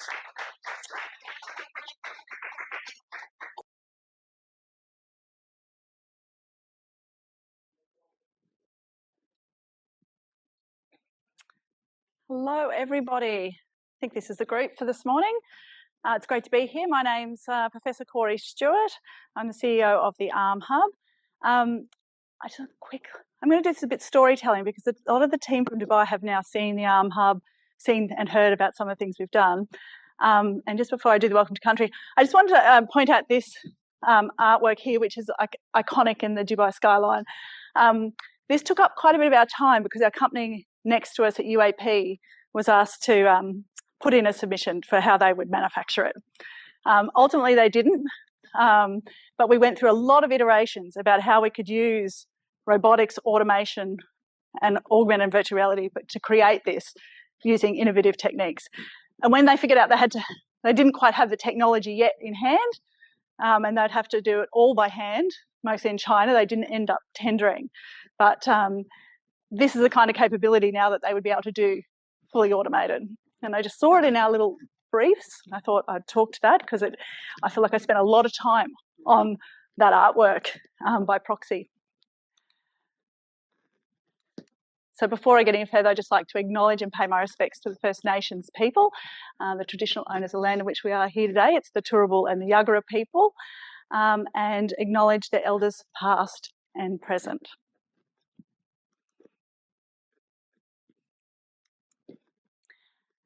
The ARMHub, it is really AI and robotics for manufacturing. It was a spin out really of QUT, and Professor Greg Hearn and I essentially worked on this for 2 solid years before it cycled out of the QUT into becoming its own independent not-for-profit company, and it's run by an independent board as well. It's going to be 6 next month. It has gone through various iterations, but it's continued to grow. And you'll see some of the kind of trajectory of what we've attended to in the last 6 years, but we're also going to start looking at where we're going from here. QUT is a significant part of how it came about. QUT has really acknowledged world-leading robotics capability. So, the ARMHub was set up to address the fact that a lot of our robotics capability deals with big international challenges. So we solved the Amazon picking challenge in 2017. So told Amazon how it could pick different things, different objects that were really difficult. Robotics in the world is often run on competitions. So winning that competition was a really incredible moment for Australia and for QUT. We also more recently at QUT more recently came tied first for QUT and CSIRO, which is our local science body, which is here in robotics in Brisbane as well, came first in a DARPA challenge. So that's the US Army or the US Defence Forces underground sensing challenge. So it was a very big challenge, globally competitive, and it was about getting the SLAM technology. So you could be in GPS denied environments and you could navigate and map those environments very accurately and at speed and under harsh conditions. So yesterday we saw a company called Australian Droid and Robot. They have a little bit of a setup. They're doing a project in our facility, but this is actually incorporating a lot of that technology, world-leading technology, into the work we do. So our robotics capability is really what we started the company on, and bringing that into our everyday manufacturing and into our small to medium enterprises across sectors, from medical right through to construction. How do we actually make that benefit Australia, but also scale our robotics capability in a commercial way, not just a world-leading kind of test pilot and then pass that licensing on to big companies? So how can we use that capability? And the other aspect for that leading capability now is, we often think about it, what part of that are we good at? We have in the Pilbara, in the mining, like 900 big mining trucks that are all built on that technology. And here in the south coast, in the southeast of the country, we do all of the tech stack. And in the west, we trial all the machinery. They have all the robotics, 50 acres where they trial the big trucks and big autonomous vehicles. So we've really pioneered a lot of this technology. We've got a process now where that robotics technology is also now navigating on the moon. So we've got the Lunar to Mars mission, I think $42 million research project alone, which is starting to put a new rover on the moon. And a lot of that technology has come from QUT. So we're at QUT today, and that's really the basis of that capability. So we know we're good at robotics. We know we can do automation. But when we start to think about what the ARMHub's doing, working across industry, not every company has a robotics problem. In fact, robotics is fairly niche in terms of who needs it. They really need to be manufacturing something. And of course, the country is trying to build manufacturing, and robotics is incredibly important, but we don't have a strong manufacturing base. So we are growing our capability in manufacturing. We are growing our use of robotics. But when we've been working with these companies for 6 years now, one problem they absolutely had was their data. Their data was all over the place. They didn't really know how to maximize or use their data. They often collected it, didn't maximize it, just paid for the accrual of this data. One day we'll use it, one day we'll use it, one day we'll use it. So we really needed to sort that out. And then, of course, with the sequence of AI evolution, how can we then harness that data for AI? And they really weren't established that well for that. So every company had a data problem. So we started really working hard on the data problem. And you'll see some of and I'll talk more really about what we do in AI as we go through the slide deck. We do get a significant amount of federal investment to do programs. So we are also responsible for carriage of responsible AI, ethical AI, and the programs that the federal government put out and how we frame that and provide frameworks to industry in their adoption process and test and trial that as well. It was great to have Evonne speak here yesterday. I saw Evonne. I didn't. That was the only one I saw, but she talked about co-design. She talked about more in the broader healthcare setting, but what about our programs actually work with co-design roadmap processes with companies. So it's very much about being great listeners about what that company needs, bringing the different pieces of expertise around a table, and making sure we are leading to, like, the companies leading the solutions they want, and we're framing it as they need it. So we try not to provide technology-led solutions. We're trying to provide business solutions for the business outcome that that company needs. So we do use our design expertise. We have designers on staff, and we draw our designing talent sometimes from the university when we need it. Whoop. We did have a bit of a look at this yesterday, some overlap in slides because we had a bit of a presentation yesterday at ARMHub, but our data and AI service is by no doubt our most in-demand service for most companies we work with. We've worked in nearly 3 years now. We've got about 500 clients who have gone through and tested and trialed what they're going to do, about 50 that have ongoing use. That's quite big for a company of 30. We're kind of scaling that quite well. Scale up manufacturing, always important, but so the robotics sits in there, but also some of the assistive design technologies like augmented and virtual reality and IoT. But they're of lesser demand, and we run accelerators. We typically run tech accelerators. Our unique value proposition is running tech. We do partner closely and work closely with other kinds of business accelerators. So they're more likely about getting venture funding, scaling a business, setting a business up for business success. So we do one like that with Mass Robotics in the US as a partnership. Generally, though, we allow the other companies to do that. There's quite a few companies in Australia that are set up explicitly, and our international partners, to do that. So if we start to look about where we play the most, we don't do the fundamental research. It's our university and our research institutions are really taking care of that. Even the early stage research translation, we're not often in that space. We are starting now to build a bit of infrastructure there, but essentially when it gets to the TRL 4 and above, this is really where the ARMHub plays its biggest role. So this is really about how then do we take research and good ideas, sometimes not research, sometimes just really great ideas from industry, and we integrate. So that's the job of talk today. How do we integrate it into either a competitive business or an existing business ecosystem? So there's obviously some, programs like we run with our design and engineering teams, our BD capability, but we also work very closely around supply chain. We have a company that we work with closely, and I sit on the board of Industry Capability Network.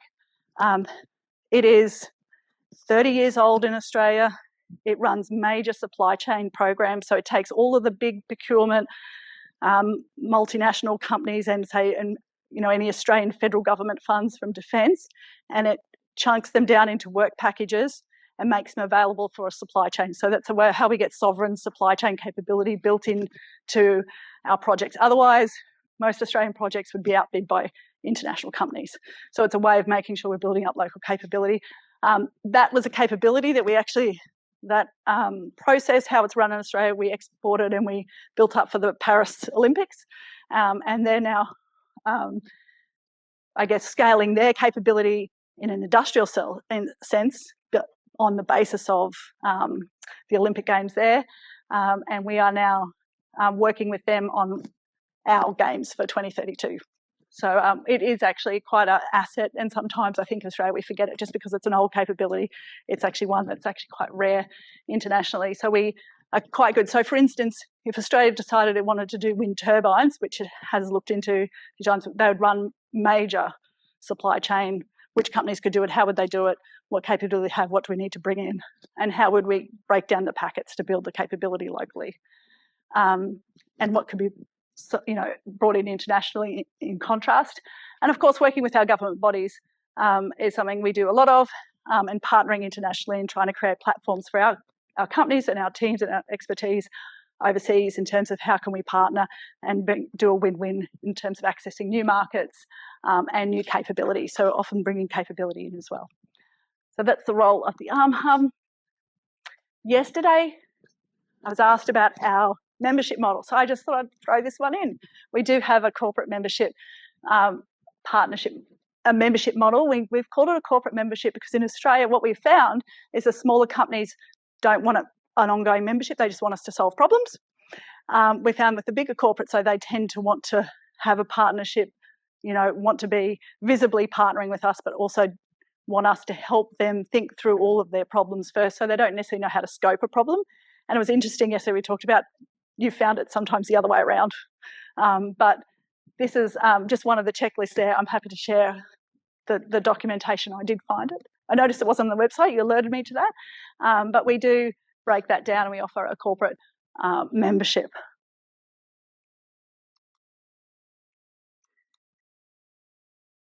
Partly because we're in Australia, but partly because it's a great asset to have. We work across industry sectors. There's not enough industry to get focus, but it also allows us to take learnings and capabilities from one industry into the other quite rapidly. And most of our projects, as you can see here, from biomedical, defence and industry, and just a general manufacturing, which is really mostly fabrication. So ARMHub does have the bigger clients, like we have BAE Systems. We help them build their ships in Adelaide in terms of the robotics and automation capability, right down to working with early stage startups and ideas. And as soon as they have the funding, if they've got a technical problem, we can provide their solution. I should probably say too, we did talk yesterday about how do we get money for companies. So ARMHub does not provide a funding source, but it's partly how we then integrate our R&D and our industry capability through universities and also government sources and private private investment. So for at a 5-year mark, we had raised about 107. It's like more like 150 million now, just in project money for industry, not for us. That would be great if it was all for us, but it's not. And then we've leveraged about $500 million worth of research funding with our partners, and that's a lot of the CRCs that we're part of, or bigger industry projects where they often go over 10 years, and we partner into those processes to get the smaller supply chain an opportunity to participate, but you get matched funding as you go through those programs. So we participate in a lot of CRCs, a lot of medical research funding, industrial training centres, which is about building the next capability up, and often that's at like 20 researchers at a time saying becoming experts in cobotics, I think was the example yesterday. So we participate in that. The whole value of those programs, obviously not just our role, is about $500 million in the last 5 years. And we work with lots of industry, but we also deliver like 7,000 hours of engineering time. This is just straight up engineers booking their time, delivering solutions with companies. And that keeps scaling. We're really the only innovation hub that does the technical delivery. So in our world, in Australia, there's quite a lot of hubs that will do the bringing of industry together, trying to scale companies, doing deals. None do the actual technical delivery. What we do have that are probably in Australia most like us is university, future manufacturing hubs, but they are really research and teaching driven hubs. They will partner with industry, but they are research and teaching driven institutions. So that's quite different. And internationally, there are lots of examples like us though, but sometimes at a much larger scale, like the UK catapult centres, but it's Singapore has it, Canada has it, Israel has it, UK has them, the US manufacturing institutes, they all have what we have set up, which is like a third tier kind of third space company, independent company where universities can partner in, but don't own that space. It varies, but that's what we've sought to set up. Now, yesterday you also heard from Microbiome, so I'll show you again Flavia, but talking about her AI project. So very specifically about the work that we've done with Microbiome. Oh, I wonder if we can turn that up. Oh no, it's not too bad.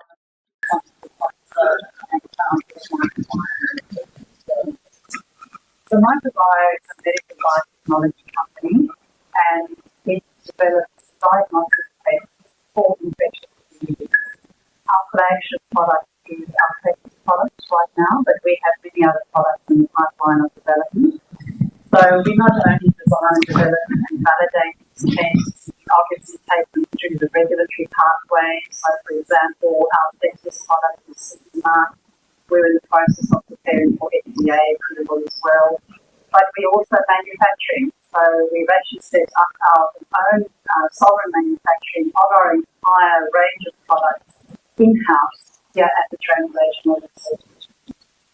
So we first started working with ARMHub back in 2022, and we approached ARMHub mainly for an automation solution because we are working with steps in our processes that are quite manual, and therefore the requirement to have automation to assist that end-to-end processing of samples, data analysis, all of the above.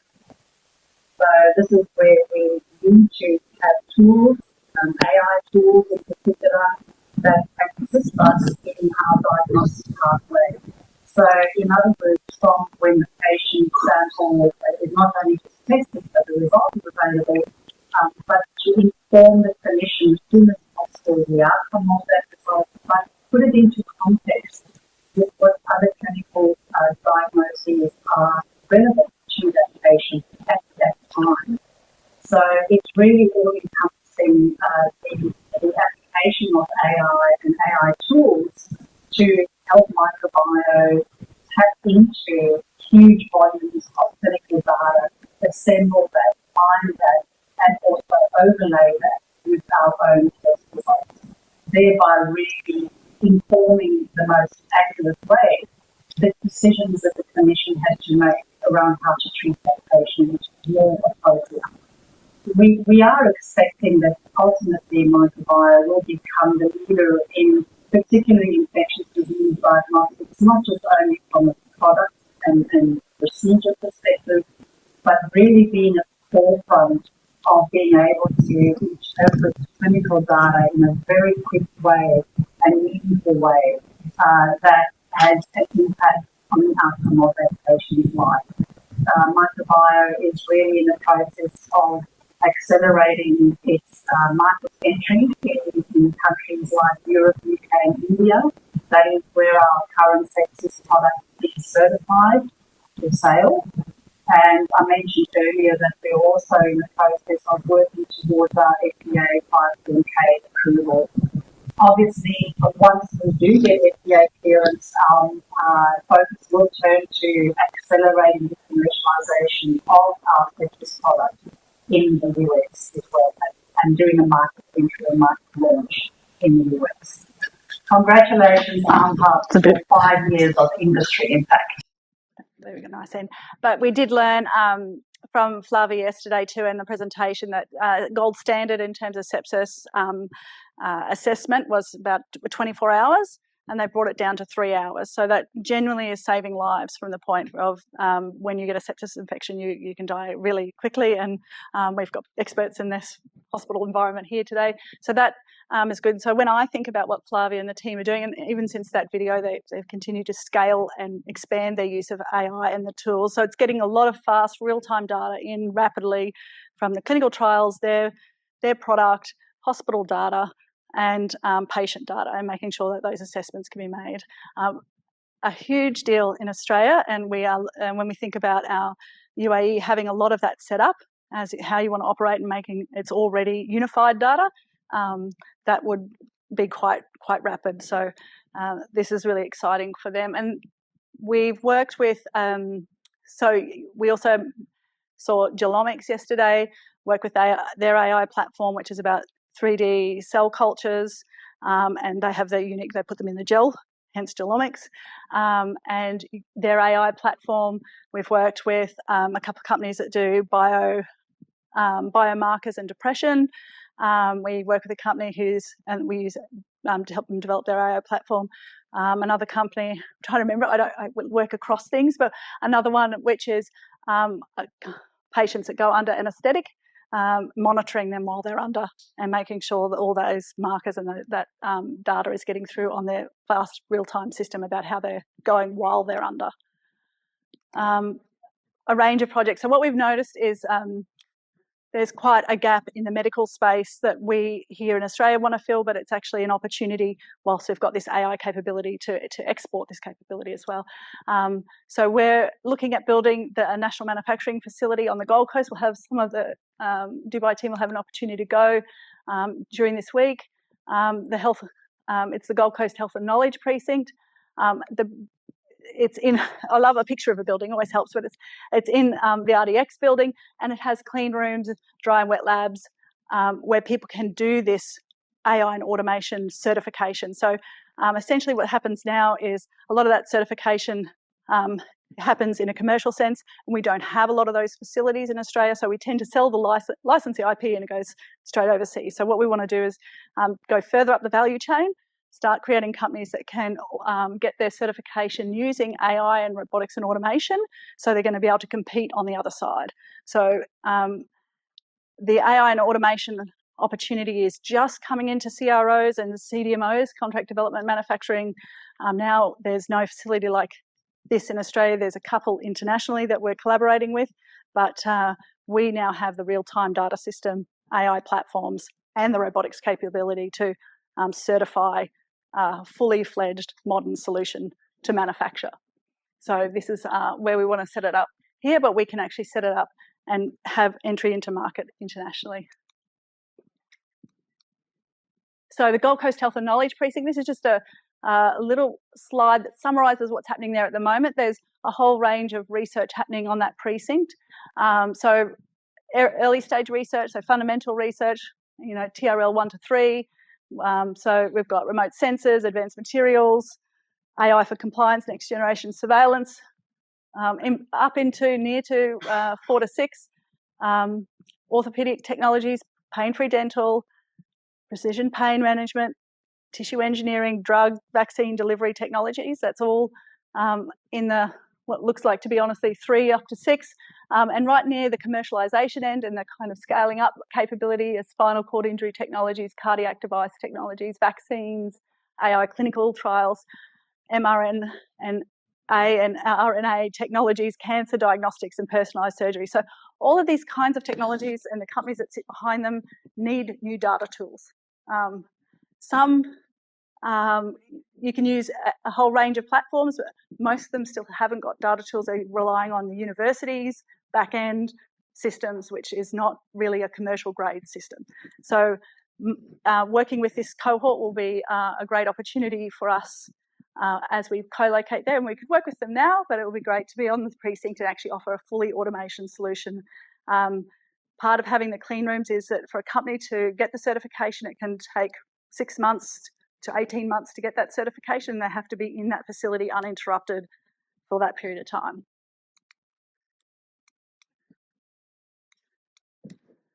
So we generally, why we do this, we do find about 60% of the companies do want to co-locate. Currently, like I mentioned, there's an infrastructure gap and there's definitely a scale-up support gap. So getting them from good idea prototyped into actually a business that has got proven commercial operations is where we want to get to. When they scale, they'll obviously start to go internationally as well. They'll want to manufacture, hopefully here and internationally. They'll want to produce in multiple countries. So how they're going to do it, obviously, the co-location. I did talk about the digital and the physical infrastructure. I have mentioned that the way that we are getting the funding moving through it is there is research translation and commercialization capability through our large programs.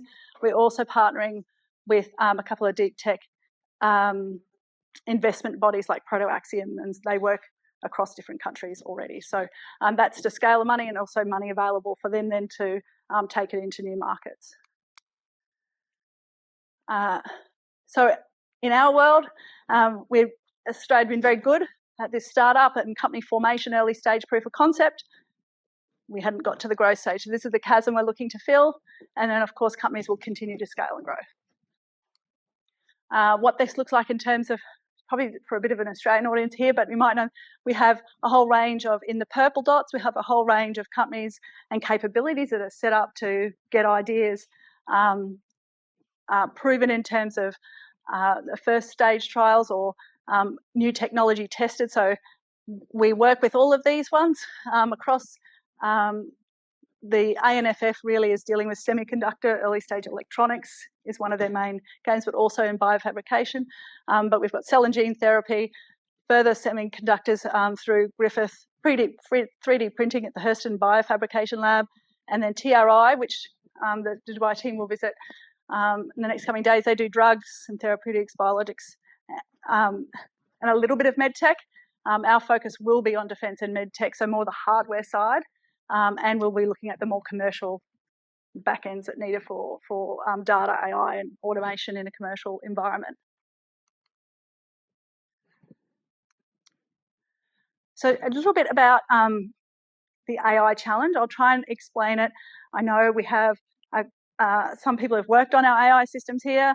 I will do it in a business sense. I am not the data expert, but I do want to get a kind of a picture of what the problems are when companies arrive. What are the problems they're actually solving? Because we often talk about AI, and there's probably at any one time, I think there's about 9 or 10 legitimate conversations going on in the world about AI. You know, some things are to be worried about and some things are just to be accelerated, and I'm quite comfortable that there are different conversations. There's data centres, there's adoption, there's governance and ethics, but they haven't really integrated across that all communities. So I just want to show you from our perspective why the data and AI is so important.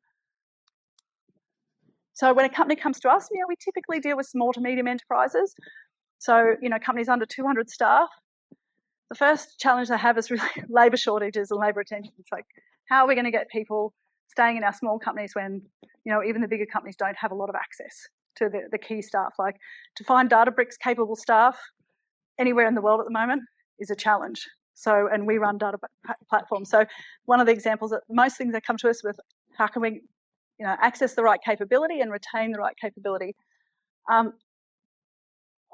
When when they come to us, when they're describing their problem, but also when their clients go to them, how do they scope a problem? So when they're trying to deal with what they want with their data and how they want to use AI, we often, companies that aren't in this space don't have the language for how they want to do it. I'm always impressed in I must say, in the medical and biomedical space because it's so structured, but in a wider manufacturing sense, you have this problem of interpretation, how it's described, who's describing it, who's interpreting it, what they get at the end.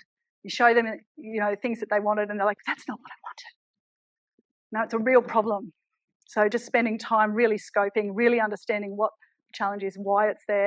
And I think you'd probably understand that when you start to interface with customers or clients, even in a hospital environment. Like, how do you describe what you want? How are we going to get there? Everyone is so busy.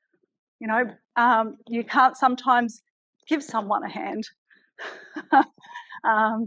They're just so busy with the business as usual. And, I think even Evonne really expressed it well the other day. Most people are adverse to change. But this is actually what the complex systems look like. Now, whether you're probably running a hospital or even a small to medium enterprise, you've got what we call, data spaghetti, process spaghetti, and unraveling that is really what the key is to be able to use your data for effective AI. And one thing that we have noticed, and I'm sure this scales from small to larger companies, although larger companies, there's probably a more visible process for it. In smaller companies, your IT team created that and they like it. They know how to use it. They're responsible for it. They know where things are. But if you say we're going to change that because you need to implement AI successfully, they're probably the first barrier in a company you'll come across in terms of innovating. So your IT team is often not your innovation friend in a company because they're really quite precious about the system that they've created and they know how to use it. And change, no one likes it. So we found the number one barriers for companies is this data fragmentation. Data everywhere, which means you can't run an AI model across it. Some governance gaps. So we know data exists, but sometimes we don't even know who owns it, where it is, what pipes have come, who owns the pipes of data that are being reported in different platforms. And if you don't know that, you can't implement standards, audit trails. Of course, a safe AI adoption is limited right there. And so many AI proof of concepts stop at that stage because it might work with an isolated piece of data or a testing concept about how it would work.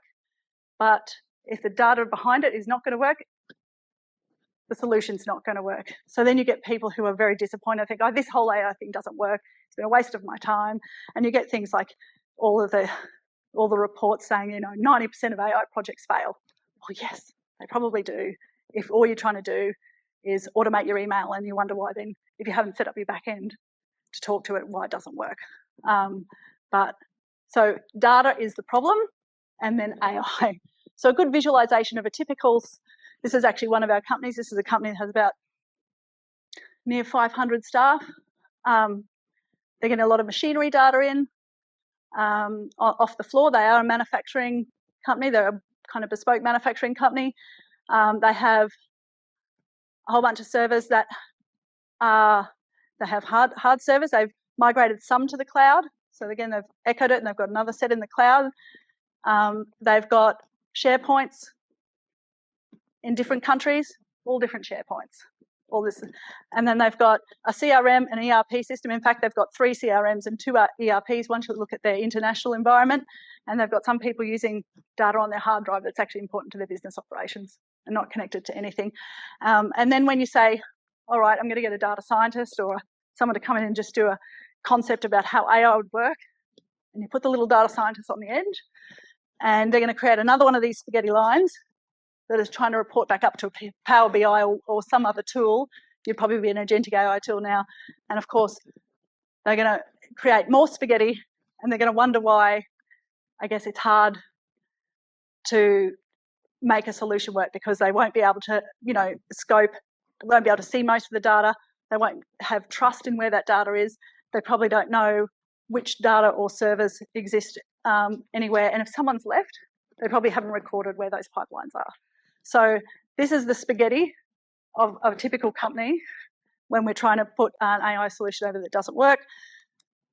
The solution is looking at the data first. So I'm getting all your structured and unstructured data. So all of your unstructured data, which are all your Word documents and your videos and whatever, and your structured data or your finance, etc., and anything that's on-prem or any real-time streaming data, and ingest that into a larger modern data environment, Snowflake, Databricks, whatever. And then here you build basically a brain of the company. You can do analytics on your data. You've got access controls that are all central. So if I log in, I've got access to certain things. If you log in, you've got access to certain things. And then you can build all your agentic AI and generative AI tools from that base. So in the drug and health area, so you need all this integrated data so that if you wanted to bring in any external like clinical trial data, it would then talk to your business data. So if you're microbiome, you've got all your business data, you need your clinical trial data, your hospital data, your patient data that would then talk to this brain, which is microbiome's data. And in the clinical and health space, what we're noticing now is a great opening because of they're moving away from animal trials. There's a lot more trust that's been put in AI solutions. There's it's traceable, it's reportable, it's going through all the formal regulations. So this space is open up for a lot of our clients and internationally. So essentially what we're doing is reducing costs, compressing timelines, and improving the safety through AI. So the principles we use when we start, start simple and scale it fast. Have one source of truth, so that's it. Get into a modern data environment, make it your one source of truth. Don't have, environments outside of it. Use a human-centered approach. So obviously you need a human in the loop to approve anything once you're starting to get AI tools in. Governance and security by design, and continuous learning. So you have a constant process of where you're updating all your data and your AI models. But we work, regardless of the size of the company, we work with these principles. Yesterday, we went to UAP, and this is their project. Our discussion about UAP, and then we talk about their project.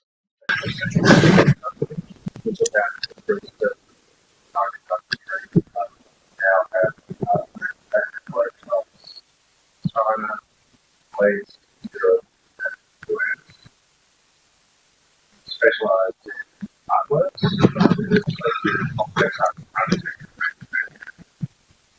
Our specialty is metal fabrication, both boundary works and complex metal fabrication. Wholesale clusters in the US, large scale. Right, the first interactive data I did that in 2017. And a second project with it's a project around doctors, PR, stopping capability, manufacturing process, welding, PR, doors, and innovating. Encourage the space for conversation, investigation, experimentation. The latest AI data, working with open AI, change employee roles more into a validated role, more effective clients. Still high quality. After 5 years of engagement, so we're now 5 locations. We're policy 10% through our technology adoption journey, technology adoption. That's what we started down the road. And really, that's the forefront change in the industry. And I think it's incredibly exciting looking at AI. They're really thinking the front edge of that.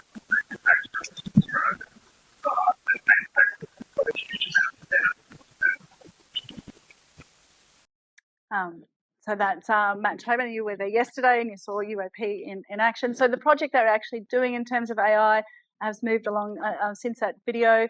They have AI scheduling and labour forecasting tool. So it's very complex. They have, as you said, multiple sites internationally, 4 main manufacturing sites, obviously a lot of other business offices, but we're looking at their manufacturing sites and to schedule projects. It takes them 2 weeks per site to schedule how they're going to integrate their projects. So from the bill of materials that they need to the staffing, to the equipment, to all of the other considerations. There was 3,000 fine line considerations they put into their scheduling. And then if something changes at this point in time, they have to go back to that spreadsheet and reschedule. So it's another 2 weeks. So what is happening is they become very risk adverse and they don't bring in new projects over the top. They often miss out on work, they say, when they think they may have been able to do it, and they may have been able to send it to another region for it to happen, but just that scheduling process was so complex, it was very adverse to changing it. So now the AI tool that the team have been working on spent a considerable amount of time pulling all their data from all that spaghetti into one place, and then taking that and really building a bit of a brain, starting to understand the UAP business and what's significant and what's a priority and what's not. So there had to be a bit of learning, and then set up this tool. So you have this AI assistant on this side, and you say, you can put in that, like, we have a new project, it's going to be this many days, it's that, that criteria. And the team that do it, press enter on that, and then it reschedules and it says, okay, you can do it. And this whole, every day.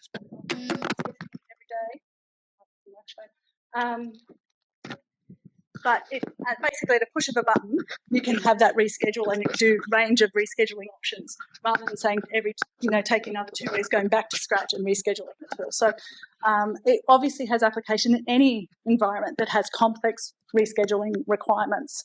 And if you think about mining, timetabling, flying in, flying out services, anything, you can go across industries in how you would use this, but you have to build a brain a little bit about that company. You have to understand some key parameters of that company, and it has to be 100% trusted. So when they're going to go and reschedule, they have to know that the solution that it comes up with in this rescheduling tool is one that they'll be able to trust and implement. So they keep refining it. They do all of the outer, at the moment, they're just testing all of the outer use cases, making sure that the trust factor is high. So this is the kind of tool that we can create once you've integrated all of your data. So that's UAP's context. And you met Roosbear and his team who are heading up this kind of project the other day. So that's us. Thank you.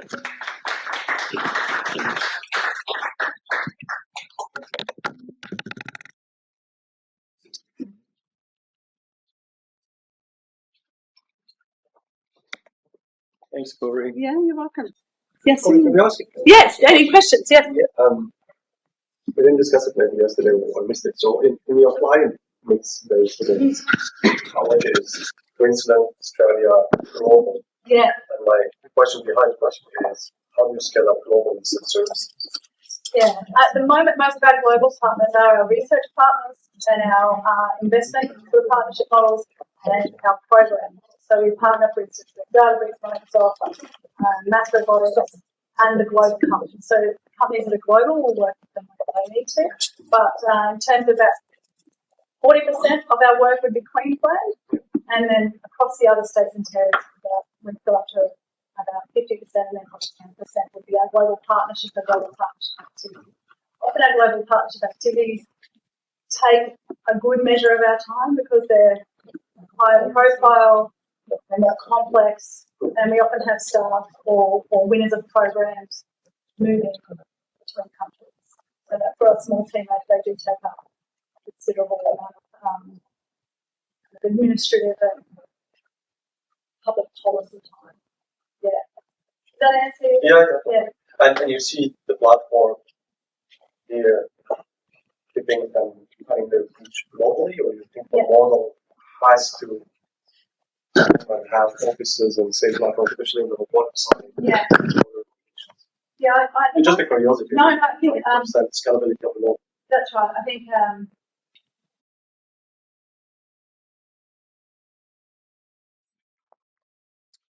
Okay, good morning, everyone. A pleasure being here. First of all, I want to thank the partners who made this moment possible. Obviously, QUT in the first place. It started as a conversation, maybe I would say 2 years ago, Leo. I was in Singapore. And at that time, already as a part of a study tour with students, we thought at one point of coming together at a higher level. So thanks for your leadership and the QUT support. Obviously, Siemens Healthineers as well as a partner in Dubai, ARMHub here in Australia. So my presentation, I try to give you an overview of Dubai Health and get you to know what Dubai Health is about.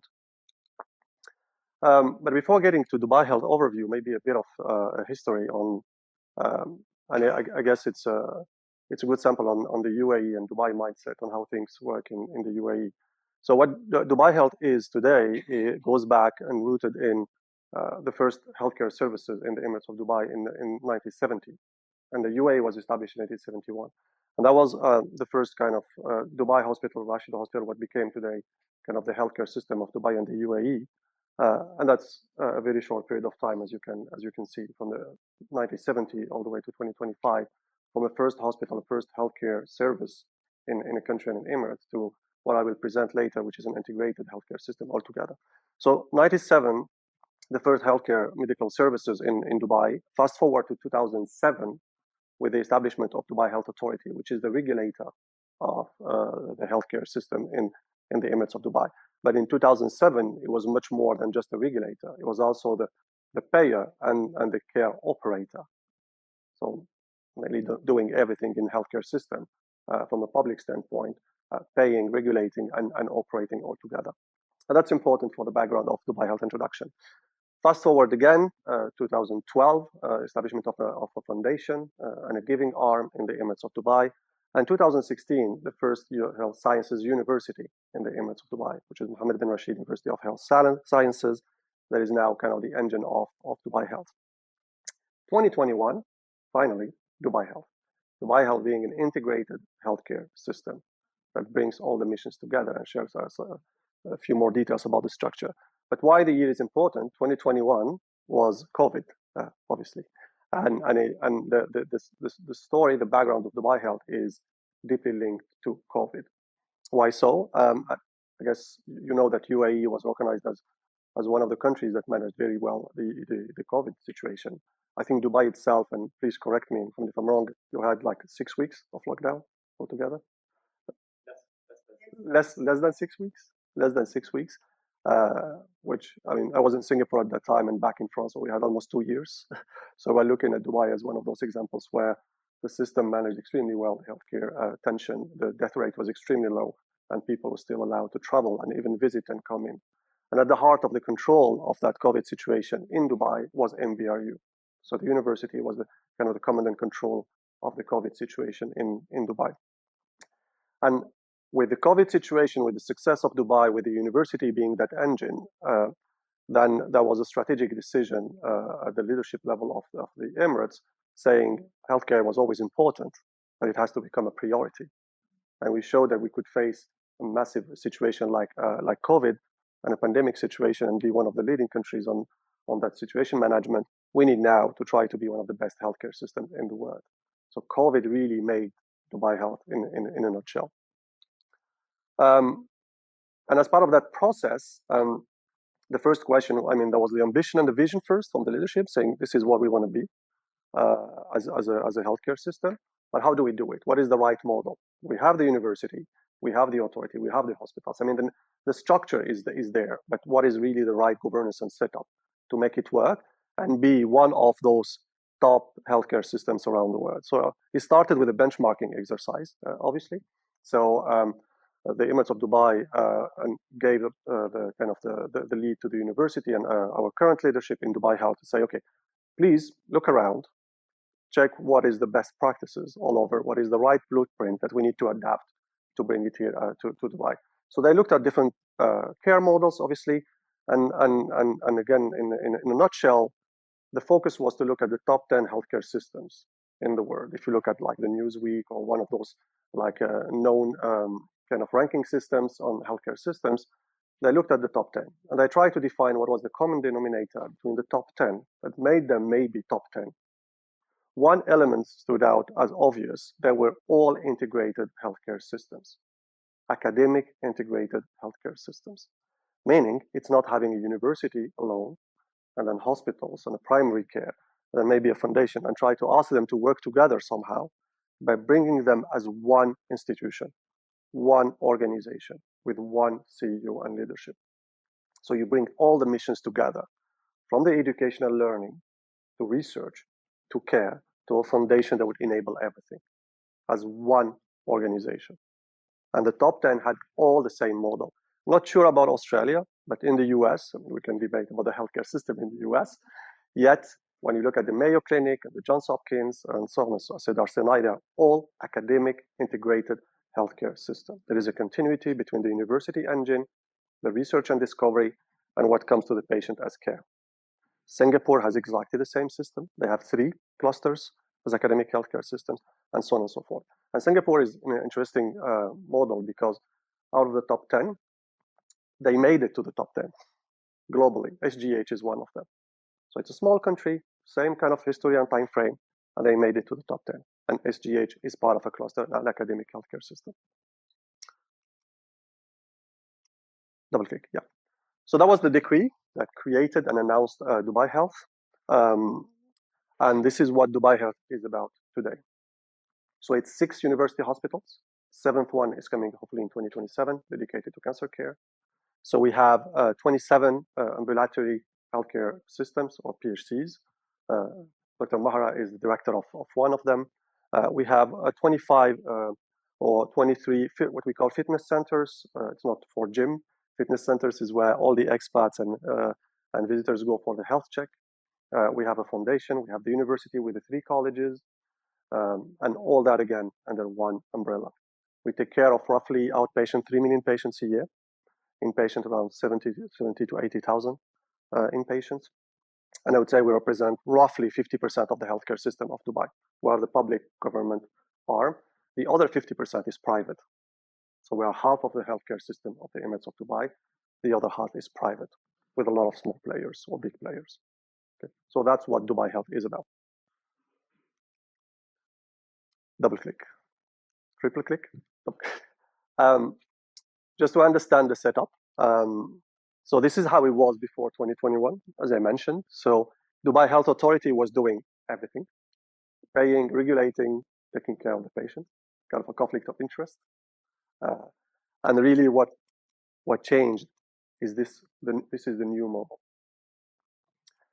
The regulator remains the sole regulator of the Emirates of Dubai. So they take care of the regulation and licensing for both public and private, and they are the sole regulator in the Emirates of Dubai. And Dubai Health takes care of everything else. So the university, the research, the care. And Dubai Health was given the mandate as well to establish the strategic partnerships. That's why we are here. That's part of that mission. So it's much clearer, roles and responsibilities are clearer, and the operating model is streamlined. Regulator regulates, a care operator does everything around the care, but not only care, including research and including the academic university and learning. Yeah, this is about the vision. Maybe just to highlight this part, the organization was established. Obviously, it comes also with a vision and a mission. What is really at the core of the mission of Dubai Health is the patient experience and patient first. This is the absolute North Star KPI across our organization. Again, we are a young organization. The decree was in 2021, fully operational as Dubai Health in end of 2022, early 2023. But like the patient experience is the kind of what should drive everything. And that really cascades to all the other missions, so including the university. And that's also the beauty of being an integrated healthcare system. So you benchmark, you pick the right model, you establish the operating model, and then you define the strategic imperatives. And those are the 6 strategic imperatives that were established with Dubai Health. And they should drive our priorities and agenda for the next 5 years. So it's about patients, it's about data, it's about research, it's about academic production, it's about care outcomes, obviously. But there is also one strategic initiative that was specifically looking at innovation and partnership and alliances. And that's what enabled the innovation, which is the next part of my presentation. Yep. That's where I joined Dubai Health, as with a kind of a job description that was basically this slide. And this is also maybe interesting as a mindset on how Dubai progresses and moves forward. They set a direction, they put people together, and then we need to translate it into impact. So from this strategic priority, we started, and some of my colleagues who started this in the early days say, okay, we're going to establish those international collaboration alliances. We're going to learn from the best. We're going to go for cross-fertilization and innovation, maybe offer an innovation pathway for our organization. So how do we do it? And with that, I joined, but I didn't create anything from a vacuum. Again, the beauty of the like this journey of transformation is that we had the pieces of the puzzle all over. It's all about bringing it together in a more coherent way. So we don't, with my team, we didn't create innovation per se, obviously not within the organization. We built upon something that was already existing. So within the university, so the university was established in 2016. In 2018, one of our founding faculties joined us from Stanford and the biodesign team from Stanford and established the first design lab within our university in health sciences, an integrated design thinking methodology as part of the medical curriculum in our university for year one medical students. So we had a small lab, like 40 square meters within the university, started with 20 medical students, started with design and design thinking into healthcare. That was kind of the seed work, the proof of concept / proof of value within university on how you may maybe embrace other disciplines, other frameworks that you could call innovation, even though you start with one framework, which is design and design thinking, but it goes back to human centricity, patient centricity, and so on and so forth. So that was the starting point as a university again. But that was not enough. We had to push the walls. We were not anymore a university. We became a healthcare system. The university altogether in 2018, I would say it was like 40, 50 medical students, maybe 25 faculty. It's extremely small and very young. Dubai Health were almost 12,000 people, and we take care of 3 million people. So we really had to rethink the model, not again starting from a vacuum. But what immediately kind of triggered my curiosity in the first interactions with Dubai Health, even before joining, was that I saw the potential, and obviously the leadership saw it even before me, saying, think of it, it's not only university. University is amazing, obviously, in many ways. But think of it if you have access to those hospitals, to those clinics, to the research, to all the institutes that we can bring together. The horsepower is absolutely different. The ambition needs to scale up because we're not siloed anymore. It's not that we are in university going to hospitals, trying to get and find someone who wants to work with the university, which happens, which is great. We've all done. But think of it if you are in the same organization. You have the same CEO. You have the same objective. So it should, in theory, it's a journey, but smoothen everything in terms of relationship and work. So really, we can bring that bridge. And if you are in the innovation field, you can be that bridge between the clinical setting, where we have all the problems, and we have plenty of them, some of the opportunities with your engine of capabilities, which is mainly the university, the research, and maybe even the giving arm as an enabler. So that became not just as an aim or an ideal state, it's something that is by design in the organization. It's one organization. And we try to position innovation as that bridge, one of those bridges, but as a key bridge. Because what became possible is that internally, we could really be that nexus point, bringing people together, our students, our faculty, our clinicians, our staff, to the same platform.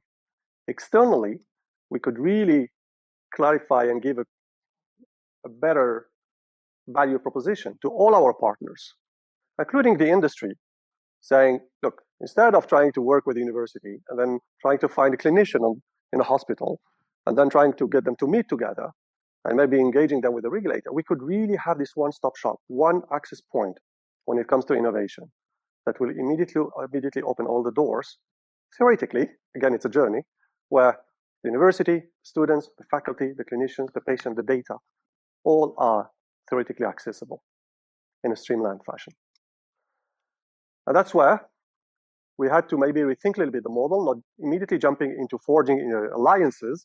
We had that thought saying, in order to create those alliances globally with other innovation hubs and universities and industry, we need to build our own innovation platform first to have something to give in exchange. Cannot just sign MOUs, basically.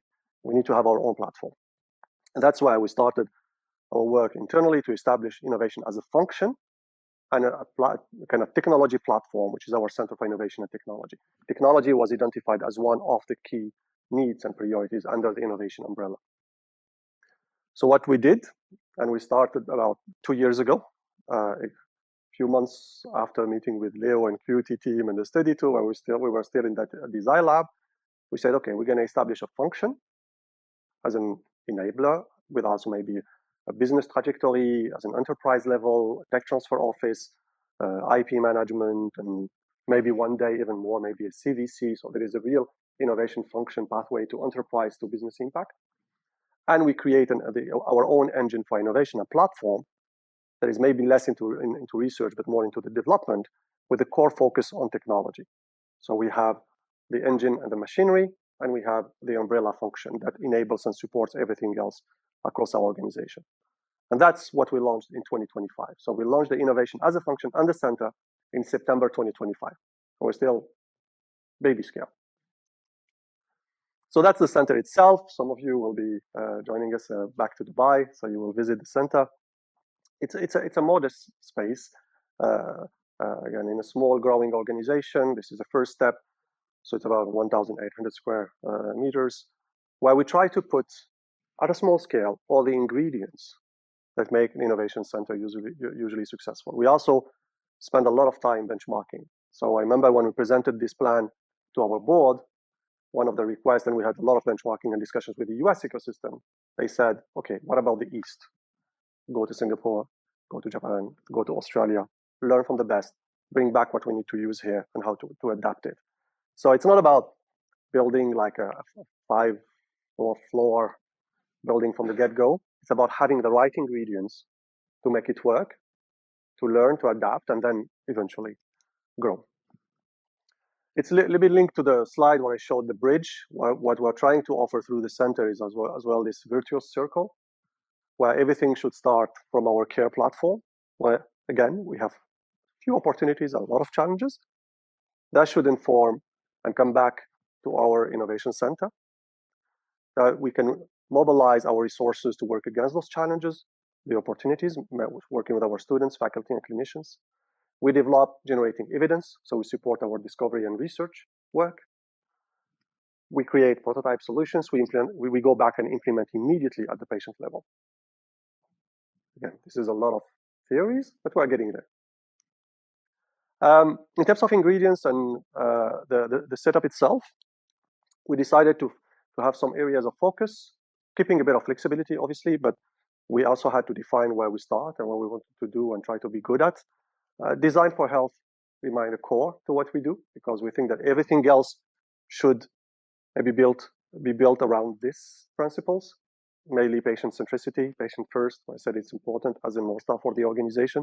So design for health remain absolutely core component to what we do. Digital medicine, evidence-based digital health, AI and data, robotics and sensors. Again, there is a lot of prospective thinking here, but the platform is ready to start on those topics. We spend also a good amount of time with our clinical team to also define some public health priorities. We also get those priorities from the government or Dubai Health Authority. Again, this is not exclusive, but it sets the direction. 50% at least of the work we do with the team and beyond should come when you kind of cross-check the two elements together. The rest, this is kind of more pull innovation. The rest is more a push innovation where we could come with our own ideas, our own thinking, try to test the system. But this is just important to set the direction and clarity on where we should start.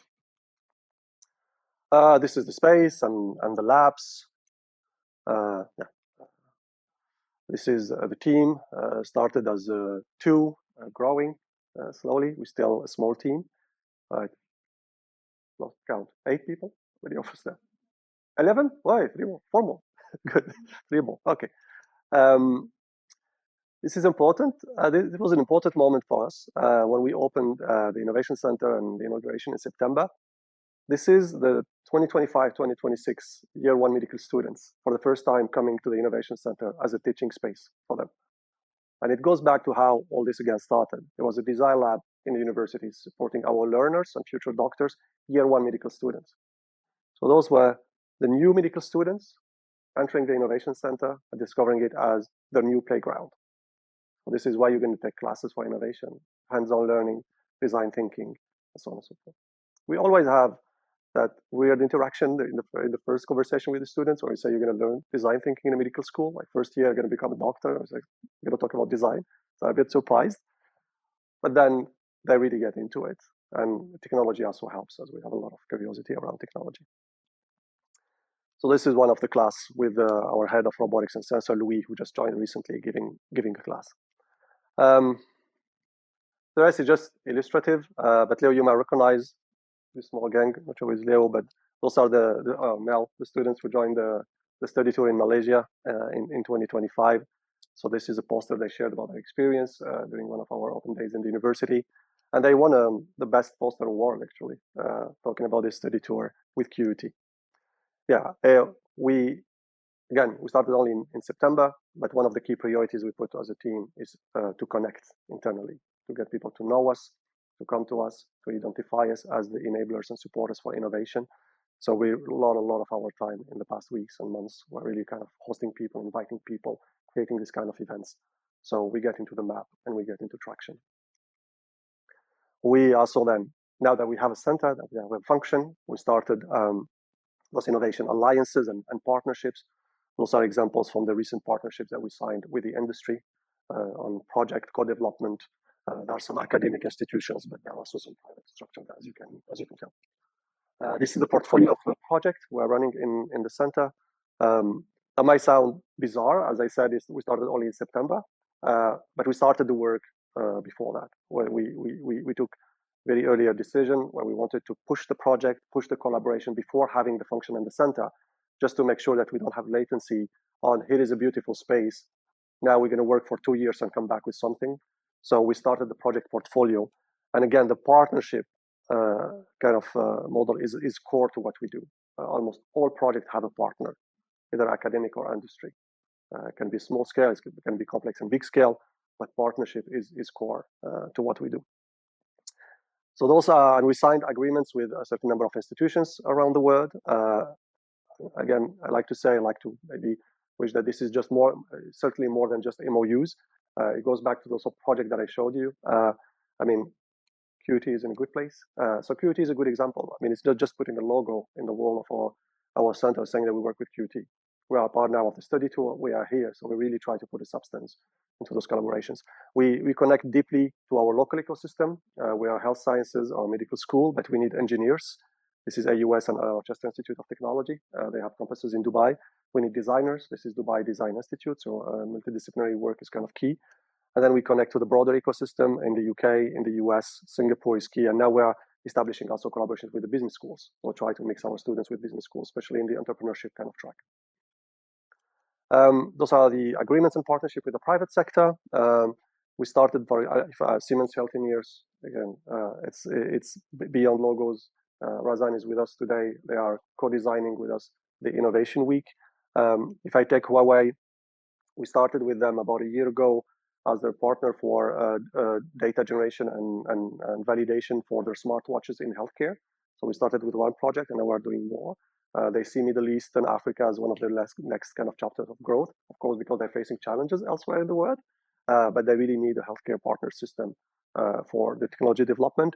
Microsoft and Schneider, it's about sustainability, actually. So we are testing some of their solution between the hardware and AI agent in like energy consumption optimization in one of our hospitals. So again, just to say that there is always kind of a project behind those logos. Probably my final slide, but it's also come always with a kind of a vision and a trajectory. We are just here in the horizon one of our journey. We just started. It's really about launching the platform and getting out of the ground. The more we mature and we grow, the more we're going to focus on, obviously, on impact and adoption of our solutions, and maybe the business maturity as well of the innovation function, all the way to what we would aim for, which is the maturity phase, where it's not only about like a multi-lab platform, but really like an innovation full-fledged enterprise and centers within the healthcare system. So it's quite aggressive and ambitious. When I presented this slide to the board the first time, I think it was like 5 or 10 years here, and they were like, no, you have to do it in 3 years. Like I saw the mindset in the Middle East, and I kind of like it because it's also okay if you miss the target. What matters is the mindset. Push, provoke the system, and see where we land. Yeah, maybe this is the last slide about the partnership itself and why we're here and why we do this. It's the first of its kind.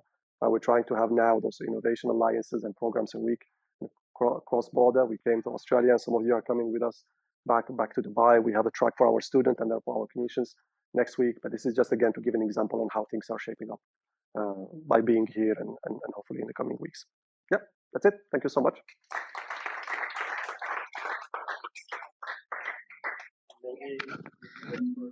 Sure. If anyone has questions, especially from the PUD side, yeah, there's a question in the back. Sure. Yeah, Yacine, yeah. Yacine, yeah. Do a lot of work with technology and systems to actually have a colleague that works very closely with psychology and body image and the work. And I was intrigued to see that your number one sort of goal when you actually come down to the clinical, yeah. Address was mental health, yeah. And I saw you have projects with the meta glasses. Exactly. And VR, yeah. Sure. Love to know. Sure. If I start with the platform itself and why VR and AR, again, it goes back to that benchmarking best practice exercise where we try to pick the right technology platforms that we wanted to embrace. So we have 4 labs, the Design for Health. We have the AI and data, robotics and sensor, and we have a lab that is dedicated to XR and brain-computer interface. So where we use virtual reality, augmented reality, we do brain-computer interface, but non-invasive, basically EEG-based. But we just saw the potential of using virtual reality both for education and therapeutics. So one of the first projects ever we did as a team was implementing virtual reality in the Thalassemia Center for pain and anxiety during cannulation. So that was a request from the clinical team. So that's how we built maybe the rationale on the technology platform. On the mental health, it goes back to the public health priorities of the Emirates of Dubai. That came from the government saying, so diabetes has been like a top priority and cardiometabolics for years. It's still one of the priorities. Cancer obviously is there. But I think 2 or 3 years ago, mental health appeared to the agenda as one of the priorities of the government of Dubai from a public health perspective. So we just decided to take fair share of that and work on a portfolio of solutions in mental health. We're working very closely with some of our colleagues in the clinical team that are trying also to establish like a tech-enabled hub for mental health. AR and VR is one of them, but then digital therapeutics and so on and so forth. And anything we can maybe explore on connecting the teams, we would love to. But it really came as public health priority from our authorities, and we said, okay, then it has to be in our portfolio mix. Yeah, happy to follow up on.